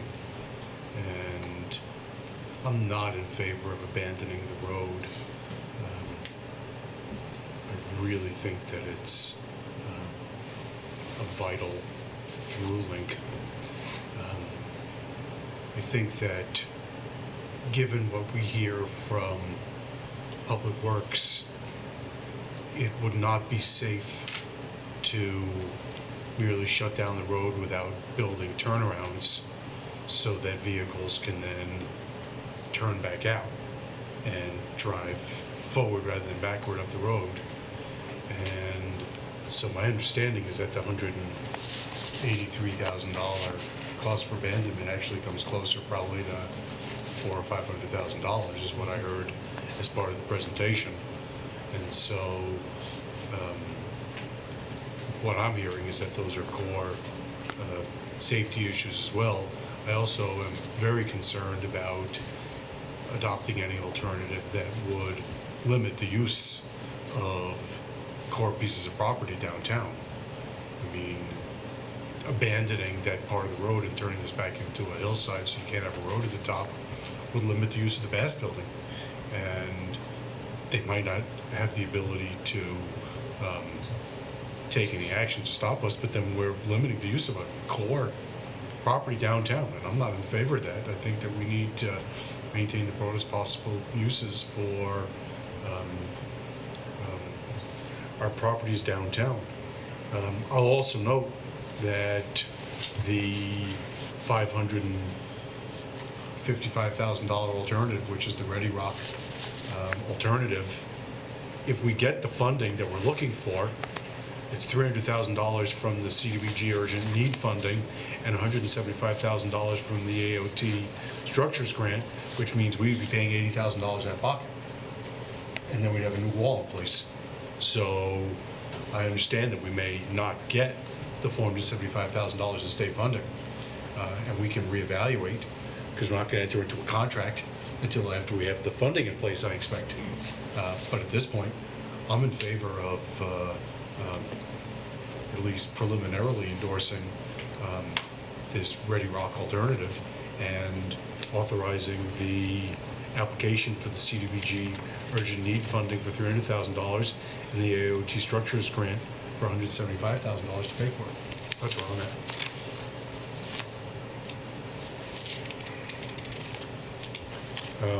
So somebody should move it, let's go I'm, yeah, on to the next just want to topic. make sure I'm looking across tables. Anybody got anything to say? I know you want to watch the basketball game. Oh, way too late for that. Way too Way late. too late for that. So, is there any discussion from anybody? Can I just read one line here? Yeah, please. That might help Dave with his decision process. This is the letter from Stevens and Associates, and within this latest recommendation that wasn't part of this slideshow, said dead-end roads without appropriately sized turnarounds do not conform with generally accepted street design standards and would not meet Brattleboro subdivision standards for a new road. So in their report, just so you know, they've also really not recommended that we put in a substandard because it doesn't meet any of the Brattleboro standards for a road. So I don't know if that helps, but I just thought It does, absolutely. I thought I would add that little piece of information because I hear you. You moved me from no to abstain. So, Peter, if you could let me know, or if you could just guide us through now, unless there's any other comment or discussion, then Mike. I think what I've got to add here is a new point, but I just want to, for Dave's clarification, when we go to Lower Main Street, or Lower Green Street, we actually go west on Elliot, up School Street, and then come back down Green. you go So we straight do in. access from that way, so we don't have to make that corner up from High Street. And the other thing I would ask is that if the board does consider abandoning that portion of the road that we tabled this tonight, I would like to really be involved in the plans. If that street's closed, I have some real concerns about access to that Bass building, and it's a big building. So I would really want to look at the plans moving forward if that was to be considered. Thank you. Thank you, Mike. So Peter, if you could just outline for us the actions you're asking us to take this evening? I will. First, I'd like to just quickly note, just for the record, it's a clarification. It's a minor one, I think, in the grand scheme of the discussions you've just had. But you did the math and came quite rightly in terms of the numbers in front of you tonight to an $80,000 difference. And it's probably going to be more on the order of $100,000 cost out of pocket if we do get the 2 grants, because there are some soft costs involved. I just didn't want anybody to be surprised by that when it comes back. It still, I think, does make the Ready Rock affordable. So our staff recommendation is that you do approve that we move forward, that you declare your preferred design to be the recommended alternative of the Ready Rock at an estimated cost of the $550,000. And then I think probably 3 separate actions on this would be helpful. So if you take an action on that, then I can walk you through the other 2 pieces for tonight. All right. Are we ready to make a motion, Kate or Donna? Sure. To approve construction alternative for Ready Rock with geotextile fabric for the Green Street retaining wall at an estimated cost of $550,000. We have a motion to approve alternative for Ready Rock. Is there any further discussion? Hearing none, all those in favor, please say aye. Aye. Aye. Anybody abstaining or voting no? That carries 4-0. We're ready for another motion, I think. Right, and that would be, our recommendation is that we apply for the $175,000 structures grant from VTrans to pay for a portion of the cost of this project. We've already approved something relating to the $300,000. You have, and I'll give an update on that in a minute for where that stands. All right, we ready for that motion? I move to approve the application for a $175,000 structures grant from the Vermont Agency of Transportation to pay a portion of the construction cost for the Green Street retaining wall. Is there any further discussion? Hearing none, all those in favor, please say aye. Aye. Aye. Anybody opposed or abstaining? That carries 4-0. Peter, if you can give us an update on the status of $300,000 urgent needs grant from the Yes. Community Development Block Grant Program? Absolutely. So you did previously authorize staff to proceed to pursue that grant. Work has been ongoing in a very accelerated manner based on the fact that it is an urgent needs grant. There's a lot to pull together in a short period of time. That will be submitted by the deadline in early April, provided that we hold the public hearing on that, as you had previously agreed, as part of the special meeting next Monday night, the 23rd. So we're on track to be able to hold that public hearing. All the preliminary steps have been taken. Once that public hearing is held, then we'll do the final details and get the grant application submitted. Tonight was an important threshold in that process to the action you've just taken a few moments ago to declare the preferred option. Thank you for that update. And if you could talk to us about that last motion. Yep. The final action this evening would be so that we can keep moving forward aggressively towards construction of this project. We're asking you to approve an amount not to exceed $30,000 for additional engineering work and authorize staff to continue to work with Stevens and Associates on this project. They're the ones who have done all of the preliminary engineering work for us. Where is the $30,000 coming from? It will come from the capital fund. There isn't a project fund for this per se. We'll just draw it from the available funds within the capital fund to keep the project moving forward. Okay. And ultimately, it would be part of that $100,000 approximately of town funds.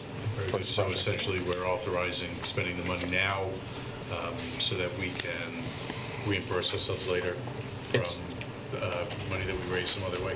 Right. It's included within from the money that we're asking town meeting to authorize. That's correct.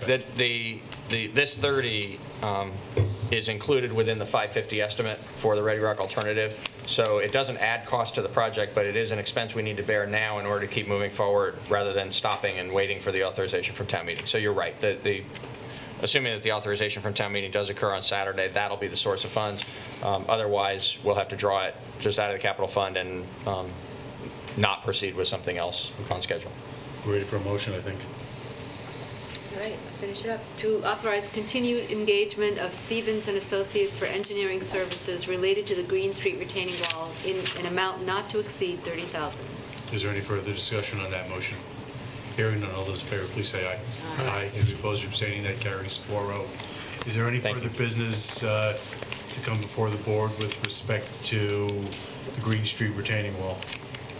Well, then the next matter on the agenda is the Elliot Street Bridge. Hannah or Steve, are you talking with us about that as well? Hannah, Steve's talked enough. Sure, I was gonna say, I'll give Steve a little bit of a break. Yeah. The Elliot Street Bridge was built in 1946, and late last fall, we had a concerned citizen let us know that there was a hole in the bridge. So we pretty immediately sent our crews down, and indeed, we could see right down to the Whetstone Brook through the deck. So that's a pretty substantial concern for us. We did immediately close the bridge. We contacted the Vermont Emergency Bridge Inspection Crew through VTrans, and they came down and took a look at it and felt that it was safe to keep the bridge open, but to close that particular lane. So we did put a plate, a thick metal plate over that portion. We have some signage up so that it's closed. We built a ramp over the metal plate so that it eliminates some slip hazards there to maintain pedestrian access. We know that gets a ton of pedestrians walking on it. We were hoping that it could be a relatively minor deck repair. We hired Renault Brothers to come up and see if they could do a quick repair and patch that deck. And unfortunately, we put some jackhammers on it, and the situation deteriorated pretty rapidly. So we decided to keep the bridge closed until we could have a more comprehensive evaluation of it done. We have engaged in a relationship with DeWolf Engineering, who is taking a general look at the bridge and making some broad recommendations for us. And we do have a report in hand of kind of a preliminary information for us. The avenue we're probably going to take is a deck replacement. Everything indicates that the abutments at this point are probably in pretty good shape. They survived Tropical Storm Irene pretty well. The State of Vermont bridge inspection reports indicate that the abutments are very strong. And at this point, we would be looking at a superstructure replacement. That's everything from the abutments up. So maybe not the beams. We would be bringing the rails also into current safety standards. 1946 is a big difference from what we have now. So we are looking at applying for the same funding source as the Green Street Wall. It's a Agency of Transportation Structures grant. They're released on an annual basis. We can get up to $175,000, including a 10% town match. And right now, our estimates are expected to exceed $500,000. So that $175,000 from VTrans would help us get a little bit closer to that. Is there some risk in applying for two different structures grants, one for the Green Street retaining wall and one for the Elliot Street Bridge? VTrans encourages all their towns to apply annually for everything they need. They actually come out and they meet with the towns and look at each project individually, and they disperse the money based on how much money each town has gotten in recent years and the need of the project. So our local district is very understanding that we have two projects that are very, very urgent and very costly. And I think there's a risk always with these grants. There's no guarantees. We've been fortunate. Strand Avenue, we received money. Washington Street. So there is a risk. There's been times when we've been turned down, and there's been times when they've accepted our multiple grants in 1 year. But I think, the answer is there's a risk. Risk worth taking. Yes. Okay. Yeah. Just add something. Yeah, I think it definitely is a risk we're taking, especially in this instance where we've got these two urgent capital needs, infrastructure needs for unbudgeted projects. And the risk is that we should have reasonable expectations about whether we're likely to receive both, but we have a pretty good chance of being competitive for at least one of them because of the circumstances that we're in with both projects. Great.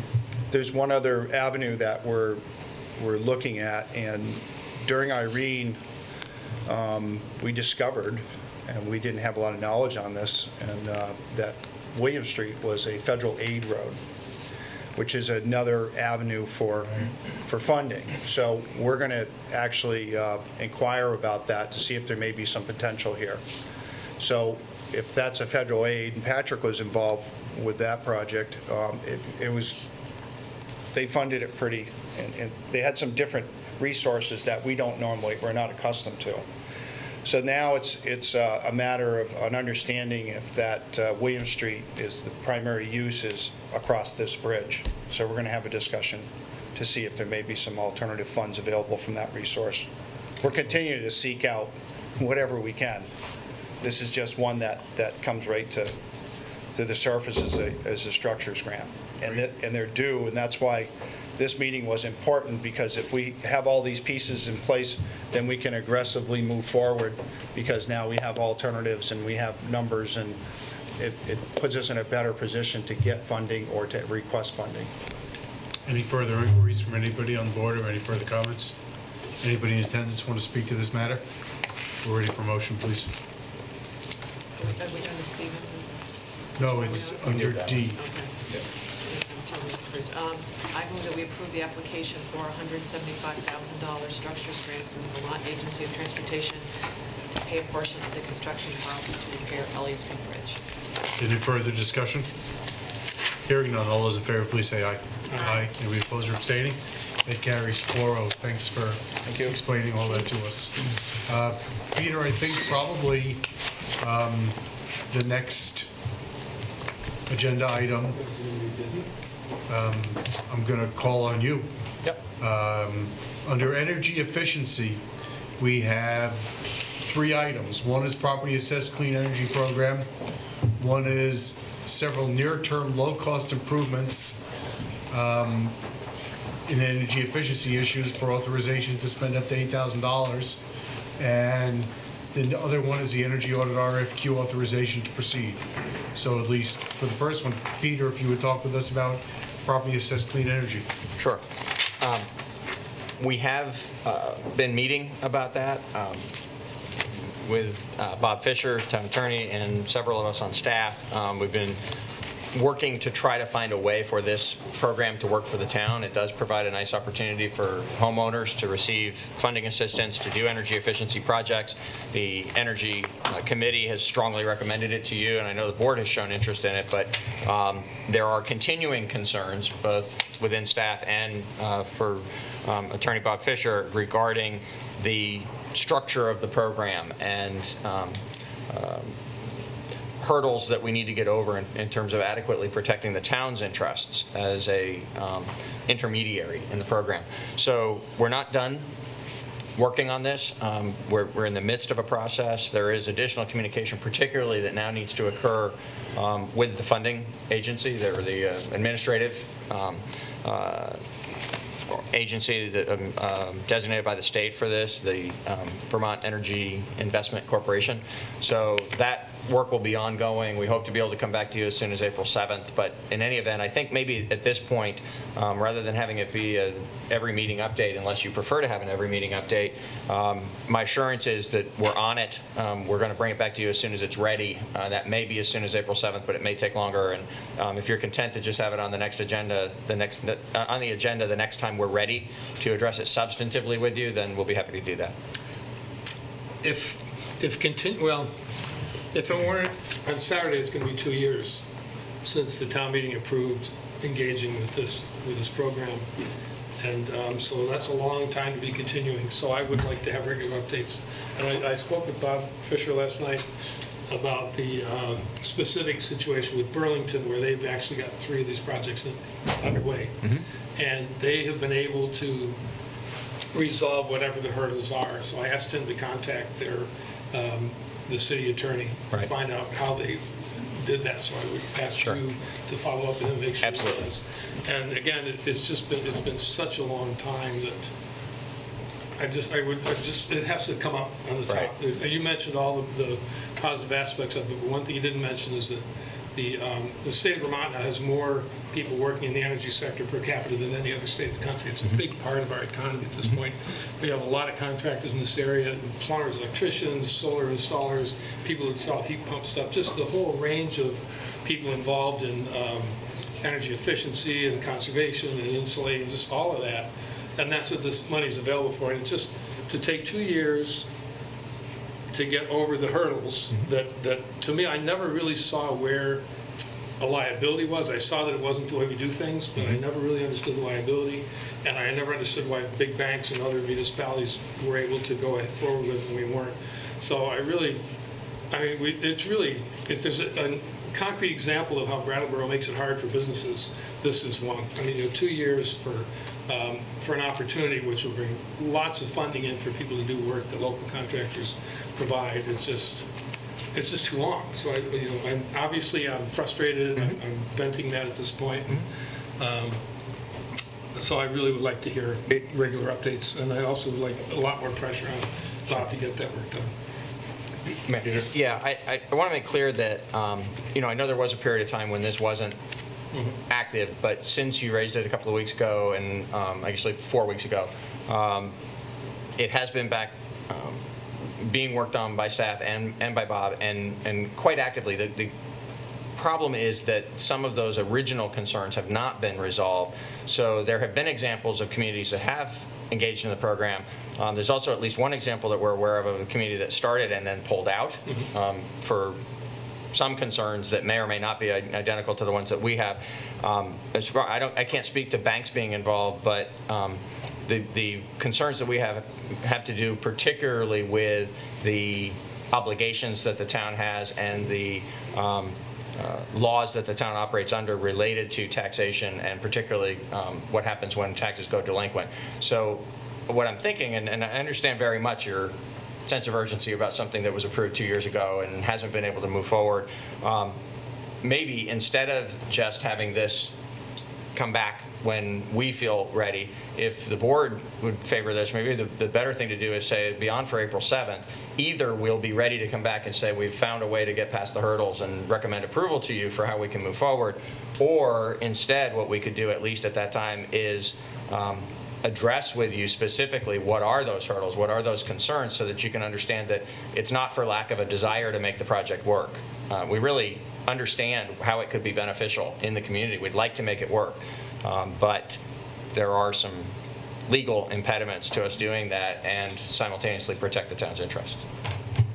I appreciate that proposal to be back on the agenda April 7th, and appreciate, David, your keeping track of the length of time it's been. I think that's really important, and I think it would help me as a select person to understand in more detail the nature of the hurdles. Sure. And for the board to just have that information. So thank you for offering that. Okay. Donna, were you on the board the last time it was discussed substantively? I was not. Okay, so my recollection is that the town attorney and the treasurer presented us with a list of about 10 problems with the way the legislation was structured, which made it, at least based on my review of the program, impossible to adopt here. And with all due deference to Dave, it was tabled at that time because based on their recommendations. If we want to put it back on April 7th, we can, but there was a clear list of concerns that was presented to and then reviewed by Select Board at the time. I'm happy to look back and find out what those concerns are and come to the April 7th meeting with that information. That might be helpful for me too. Remember, 3 concerns, not 10. But One more thing is that some of what was initially a concern, I believe, has been resolved at least somewhat satisfactorily, but there are other concerns that have not. We actually came pretty close this past week to arriving at a point where we thought we were ready to come to you and say, we actually think we can do this with some modifications to the documents, but we didn't get there. We sat together in a meeting making sure that we really had this covered to protect the town, and realized that we weren't there. And we realized particularly that Bob Fisher needs to speak with the VEIC to see whether or not they would even be willing to modify the documents in the manner that he thinks they need to be modified for us to be able to participate. So those are stones that are not yet overturned, and we just need to do that due diligence to bring it back. But we'd be happy to tell you what has been resolved and what hasn't been resolved, and you can decide where we go from there. And also, to be fair, the initially when Bob talked about trying to alter the documents, the EIC was not open to that Right. in the early stages. But again, that was 18 months ago. Exactly. But now we've got municipalities that have found ways through those hurdles. And I know we're the one and only Brattleboro, but if other towns can find ways to do it, I think we need to be able to. I'm done. I was asked 2 weeks ago to take a break for BCTV after 2 hours. I'm hoping this meeting's not going to last more than 25 minutes more, but out of deference to that request, I'm inquiring if BCTV needs a break now. And if BCTV needs a break, you'll let me know, please. So I'm saying this to whoever's in the control room, if we can continue for another 20 minutes or a half hour. Black out the screen and we'll know. You guys okay? Beam me up, Scotty, Keep We rolling. can keep going? Thank you. So, the next item on the agenda is the near-term, low-cost energy improvements, up to $8,000. Peter or Patrick? Yeah, Speak to that. I'll just say in summary that as presented to you in the backup materials tonight, we believe that both of these are ready for your approval so that we can move forward, but Patrick will address them in whatever level of additional detail you'd like to hear about. Patrick, if you could just briefly tell us about these $8,000 worth of energy efficiency projects? Sure, David. As you will recall at the town meeting in last year, fiscal 15, we established, or Brattleboro established, a energy efficiency fund and seeded that fund with some additional funds that have been sitting in an agricultural loan fund.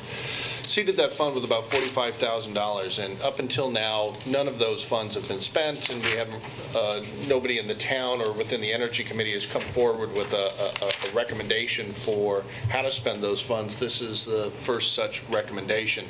And the list before you puts together a series of rather small scale but important energy efficiency measures across town that can be implemented and implemented right away. They include transitioning lights on Elliot Street, on the Main Street Bridge, over to LED, which is a strategy we've employed in other places and done so very successfully. So we would be expanding that. It also includes some LED transitions here at the Municipal Center, at the Brattleboro Transportation Center. And so there's a series of small-scale projects that can be completed quickly at relatively low cost, and we can begin saving on these projects. Anybody in the board have any questions? The list is included in the materials. We may be ready for motion unless there's anybody who's in attendance who wants to speak to them. I see that there's members of the Energy Committee here. Here for the next one. I think they're probably here for both. I move to approve energy efficiency improvements as set forth in the memo dated March 11th, 2015, from Patrick Moreland for a cost not to exceed $8,000. Is there any further discussion? Hearing none, all those in favor, please say aye. Aye. Anybody opposed or abstaining? That carries 4-0. The next matter on the agenda is discussion of energy audits. Patrick, you want to continue with that? You or me? Okay. As the board will recall, the town has struggled for a little while with how to prepare for and to develop wholesale energy audits of municipal buildings. As we've discussed on a number of occasions in the past, municipal facilities are challenging for a variety of reasons. One, they're large buildings typically. Two, they've got very complicated uses. A variety of our buildings include secured areas, such as this building that has a police department, has a cell block. We've got some unusual buildings that many contractors may not be familiar with, such as wastewater treatment facilities or water treatment treatment facilities. With all of this in mind, we sat down with some folks from the Energy Committee and tried to come up with a process that would allow the town to engage a vendor for energy audits and to do so in a manner which didn't put the town at risk of having to define up front exactly how those projects would take place, but instead would allow the town the opportunity to engage a vendor and then work cooperatively with them to develop a scope of work on a per building basis and then to move forward from there. So what's being proposed here is what's called a request for qualifications as opposed to a request for proposals. If the board was accepting of this sort of model, we would put out and publicize the RFQ much in the same way that we publicize publicly an RFP. We would receive letters of interest and submissions from interested vendors. We're proposing that we would form an ad hoc committee made up of Paul Cameron, the energy coordinator, a few members of the Energy Committee, John O'Connor and myself, who would collectively review the proposals, potentially interview candidate vendors, and score them according to a series of criteria. At that point, we would come back to the board, make a recommendation for a vendor that has the appropriate approach for municipal facilities and has a successful track record of working with complicated, large, particularly public facilities such as ours. We would then engage with that vendor per contract, develop individual scopes of work with the vendor, and then proceed forward using the energy efficiency funds in the energy efficiency fund to perform that work. Questions from the board or comments? I had just a couple of questions about the documents that were presented. I got over my questions about why the vendors were being asked to describe the site and the like in section 3 of energy audit's proposed general scope of work. I mean, I can understand how that's related to the work they need to do, although some of it seemed that was already information in our possession.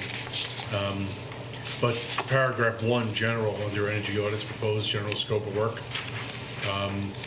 says that once developed, each scope of work will require an individual permission to proceed from the town manager.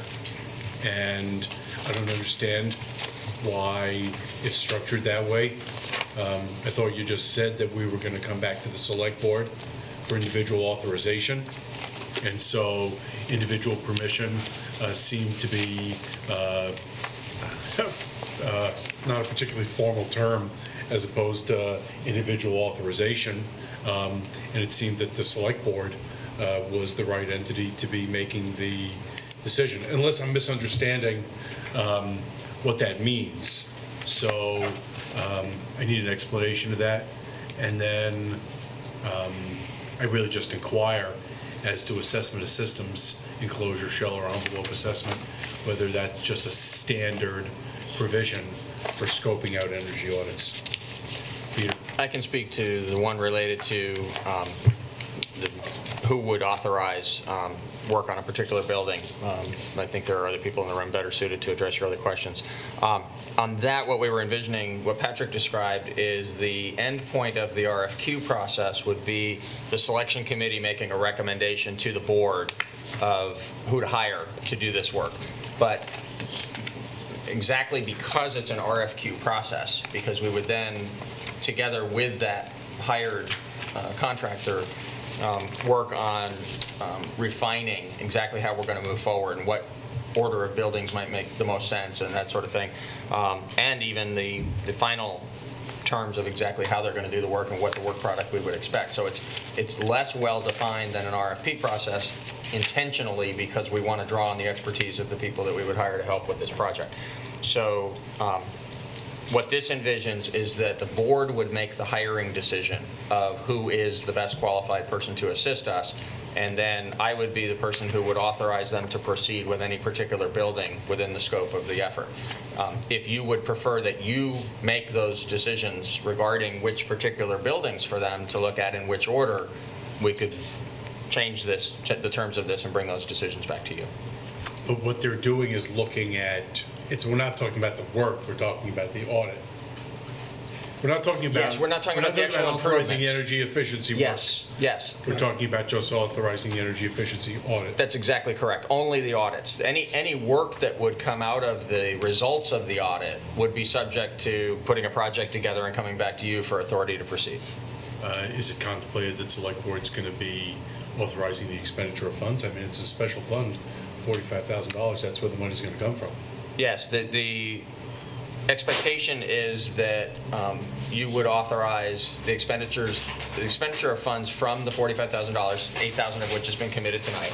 But from the remaining $37,000 that you would authorize work to be done related to the audits using those funds, and then in accordance with these documents. And then I would be the one responsible for determining, we may not get all of the buildings done for that price. We may get all of the buildings done for that price, but if not, I would work together with the Energy Committee and Patrick and the contractor to make those determinations. As I said, there's a policy decision for you to make of whether you're comfortable delegating that. We thought it was appropriate to make those decisions at staff level. If you'd rather make them here, we can come and visit with you about that. It's going to be balancing the available funds and which one's going to have the greatest payoff and the most savings. Right. As long as the overall expenditure is coming back to select board, I got no issue. Sure. But that's what I wanted to Yeah, understand. we will address that with you at the time that we make the recommendation for the firm to hire. Right. And then I guess I'll ask one of the members of the Energy Committee, the language in Part 2, enclosure shell or envelope, that language is standard for energy audits. The Energy Committee members are nodding yes.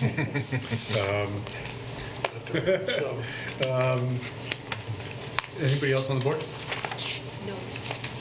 Anybody else who's in attendance? Just really happy to see it. Ted? I haven't been involved directly recently in the process of writing this RFQ, but as I understand it, the intention is to create proposals based on these audits that are called investment grade proposals.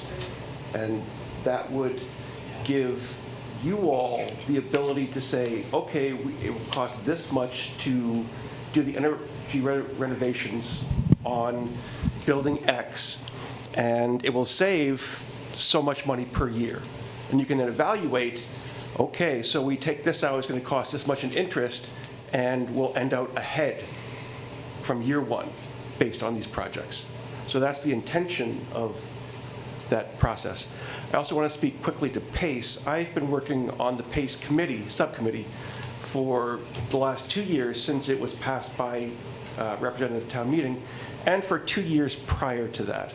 And I'm very frustrated with the way that this has been handled by our town attorney. I have bent over backwards to try to connect him to VEIC, get his questions answered, get language developed on this that he's comfortable with, and I don't understand why it has taken so long, and it's very frustrating.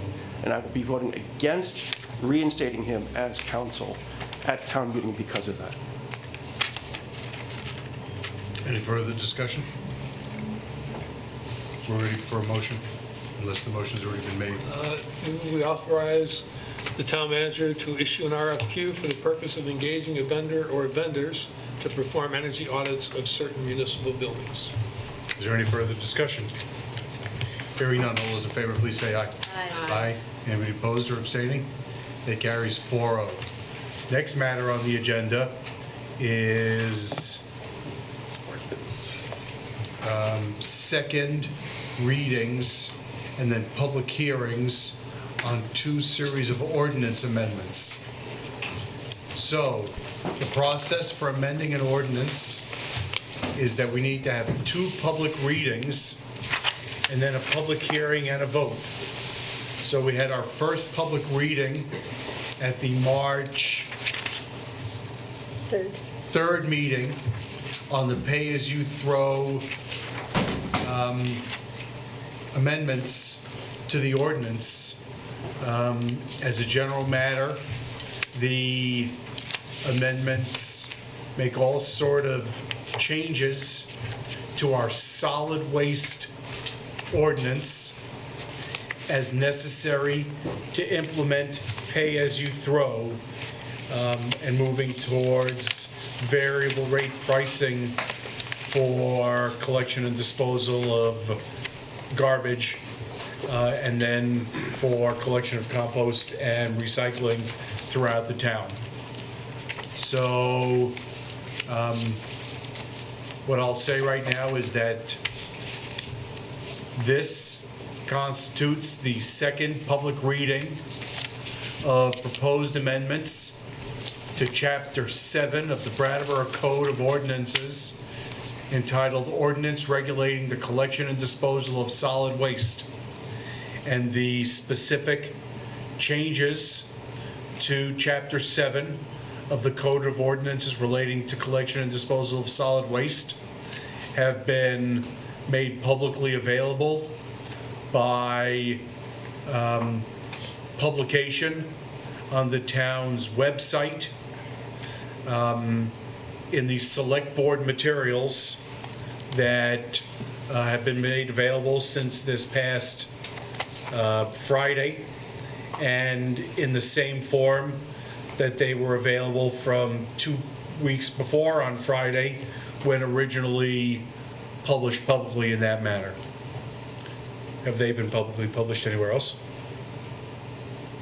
Or they posted to the wall? They'll be published in the newspaper on Saturday, and All then, right. and then it will be published, it'll be posted in 5 conspicuous places around town. All right, and so after our public hearing, I can also provide notice that the changes to the Code of Ordinance will be published in the newspaper of record, I believe that's the Reformer, on Saturday, the 21st, town meeting day, and also will be posted in 5 conspicuous places in town.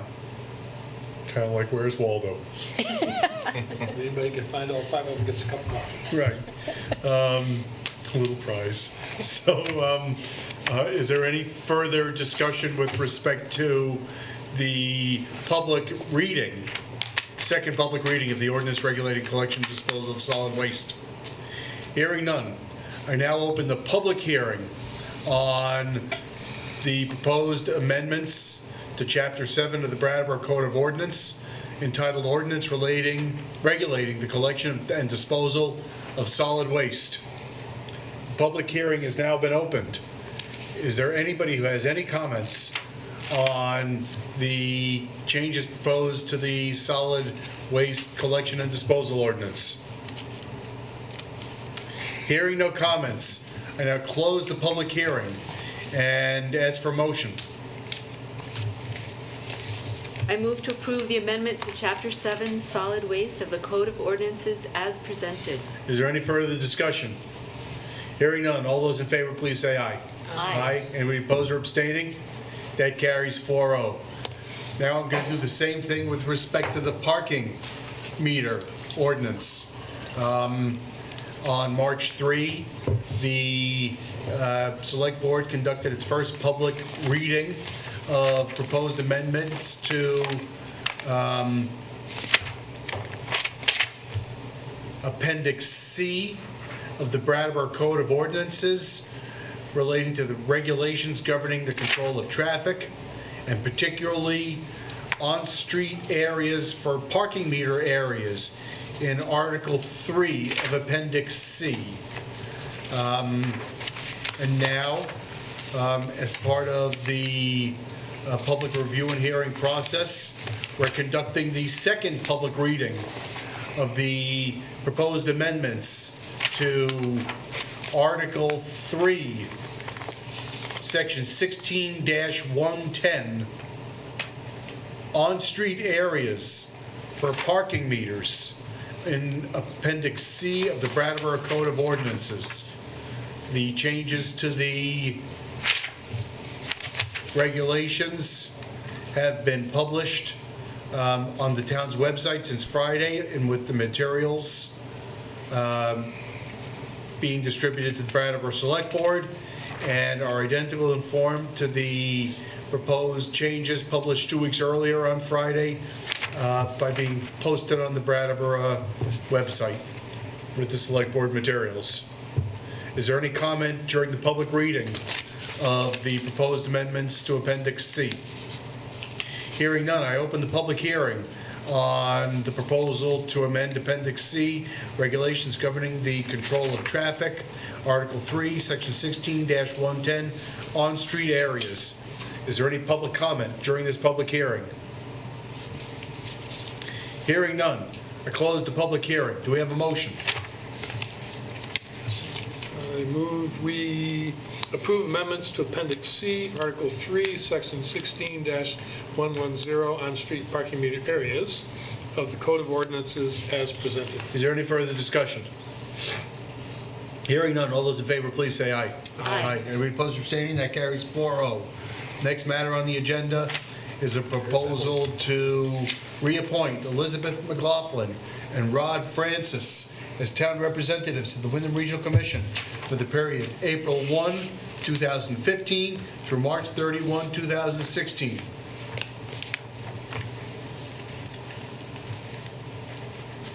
Is there any discussion? Yes. And Dave. in the 2 years I've been on the board, I've never heard a report from our representatives to the Wyndham Regional Commission about what they do, what their activities and successes are, and what, how they represent us. So I wonder if we couldn't institute a regular report from our representatives once we elect them. Excellent suggestion. Thank you, sir. By acclamation, we want reports from the Wyndham Regional Commission. So, we have those two nominations to the board. And I think we'll just make that in form of a motion. Yep. We have a motion to reappoint Elizabeth McLaughlin and Rod Francis as Wyndham Regional Commission town representatives. All those in favor, please say aye. Aye. Anybody opposed or abstaining? That carries 4-0. Next matter on the agenda, we have a town service officer, Leon Boyd, whose term needs to be re-upped. I move to reappoint Leon Boyd, town service officer for the period April 15, 2015 through April 14, 2016. Is there any discussion? Hearing none, all those in favor, please say aye. Aye. Aye. Anybody opposed or abstaining? That carries 4-0. The next item on the agenda is assigning quarterly warrant signing responsibility. It says here for 3-month periods, but we actually break it up into little smaller periods because each of the one of the five of us takes responsibility. I'm just going to ask Jan, please, to coordinate with each of us individually to assign a period of time consisting of, 5/12 of the year. No, not 5/12, whatever it is.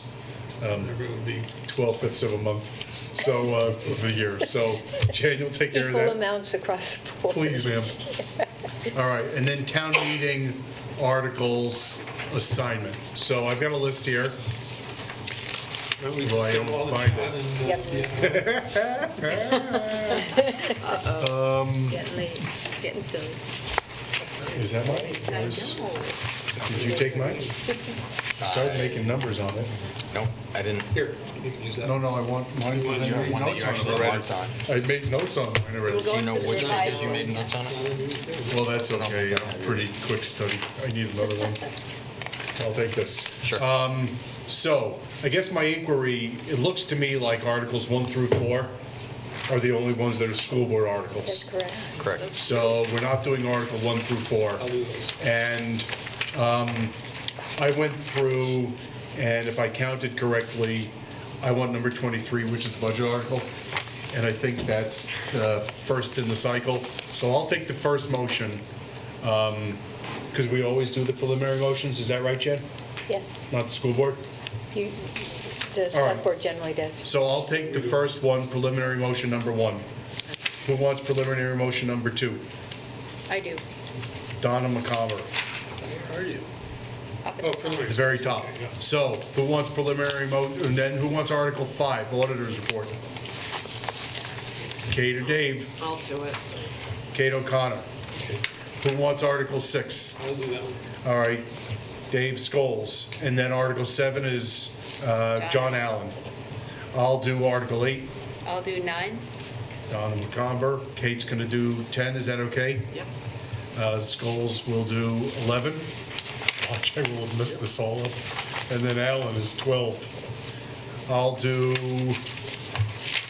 13. I'll do 14. Donna. 15 is Kate. What is Is that? that okay, the downtown district? Yeah, Or do you not want to do that? Yeah, it's okay. All right, Kate O'Connor. Scholes, you can do the tri-park assessment? Yep. Scholes, and then John Allen gets climate protection. Oh, look, I get the human services item. Oh, God. You want it? No. All right, I've got the human services item. All right, I've got 19. Donna's got 19. Kate gets the the skate park? Kate gets the skate park. I'm not for it. I guess it doesn't matter. Well, we give it to John. Give it to Let's give it to John. John. John Allen is getting Yeah, it's his 20. idea. We're Yeah, going to that's give good. Kate 21. You get And then the we're giving Scholes 1% local option sales tax. Yep, I'm going to move it and then ask to speak to it. right. Gardenstein's got the budget item, 23. Donna, you want 24, which is the, one of Annette's motions? Yes. All right, and then Kate, you want to do 25? Yep. And then, So many hurts. who wants Committee of the Future? You do. No, not me. I'll take that. David Scholes, Yeah, yeah. 26. All right. Very good. May I note Peter. one thing real quick?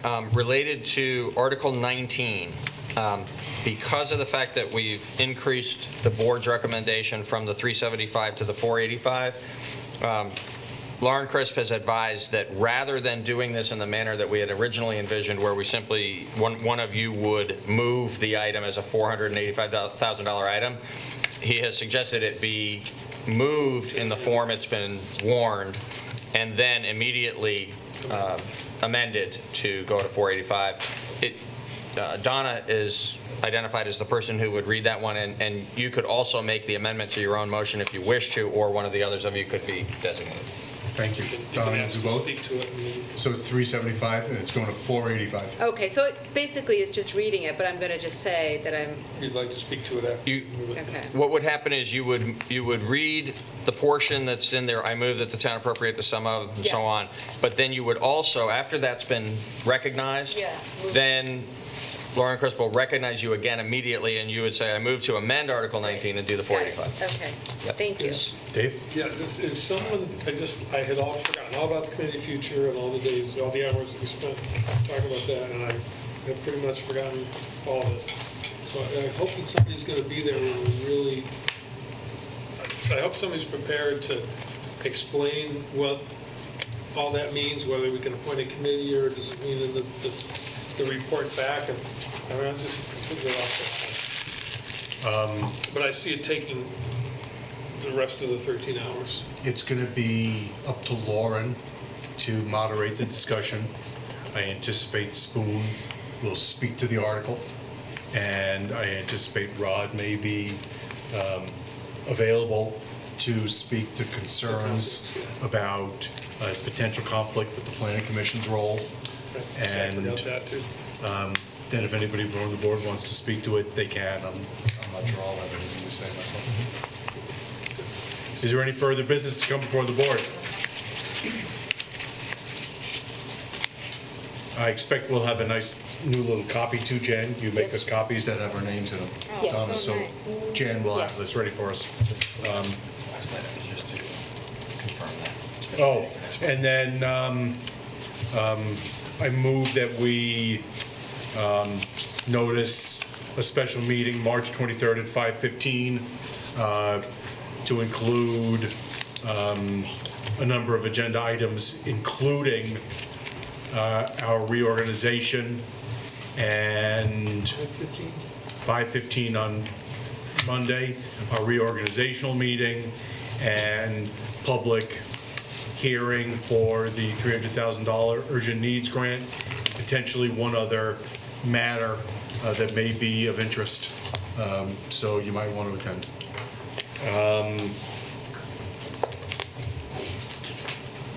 All those in favor of having that meeting 5:15 on March 23rd, please say aye. Aye. Aye. Any opposed or abstaining? That carries 4-0. There being no other business to come before the meeting, we're ready for motion to adjourn. I move we adjourn. We have a motion to adjourn. All those in favor, please say aye. Aye. Any opposed or abstaining? That carries 4-0. Thank you, members of the press. Thank you, BCTV and BCTV camera operators and ASL interpreters. Have a good night.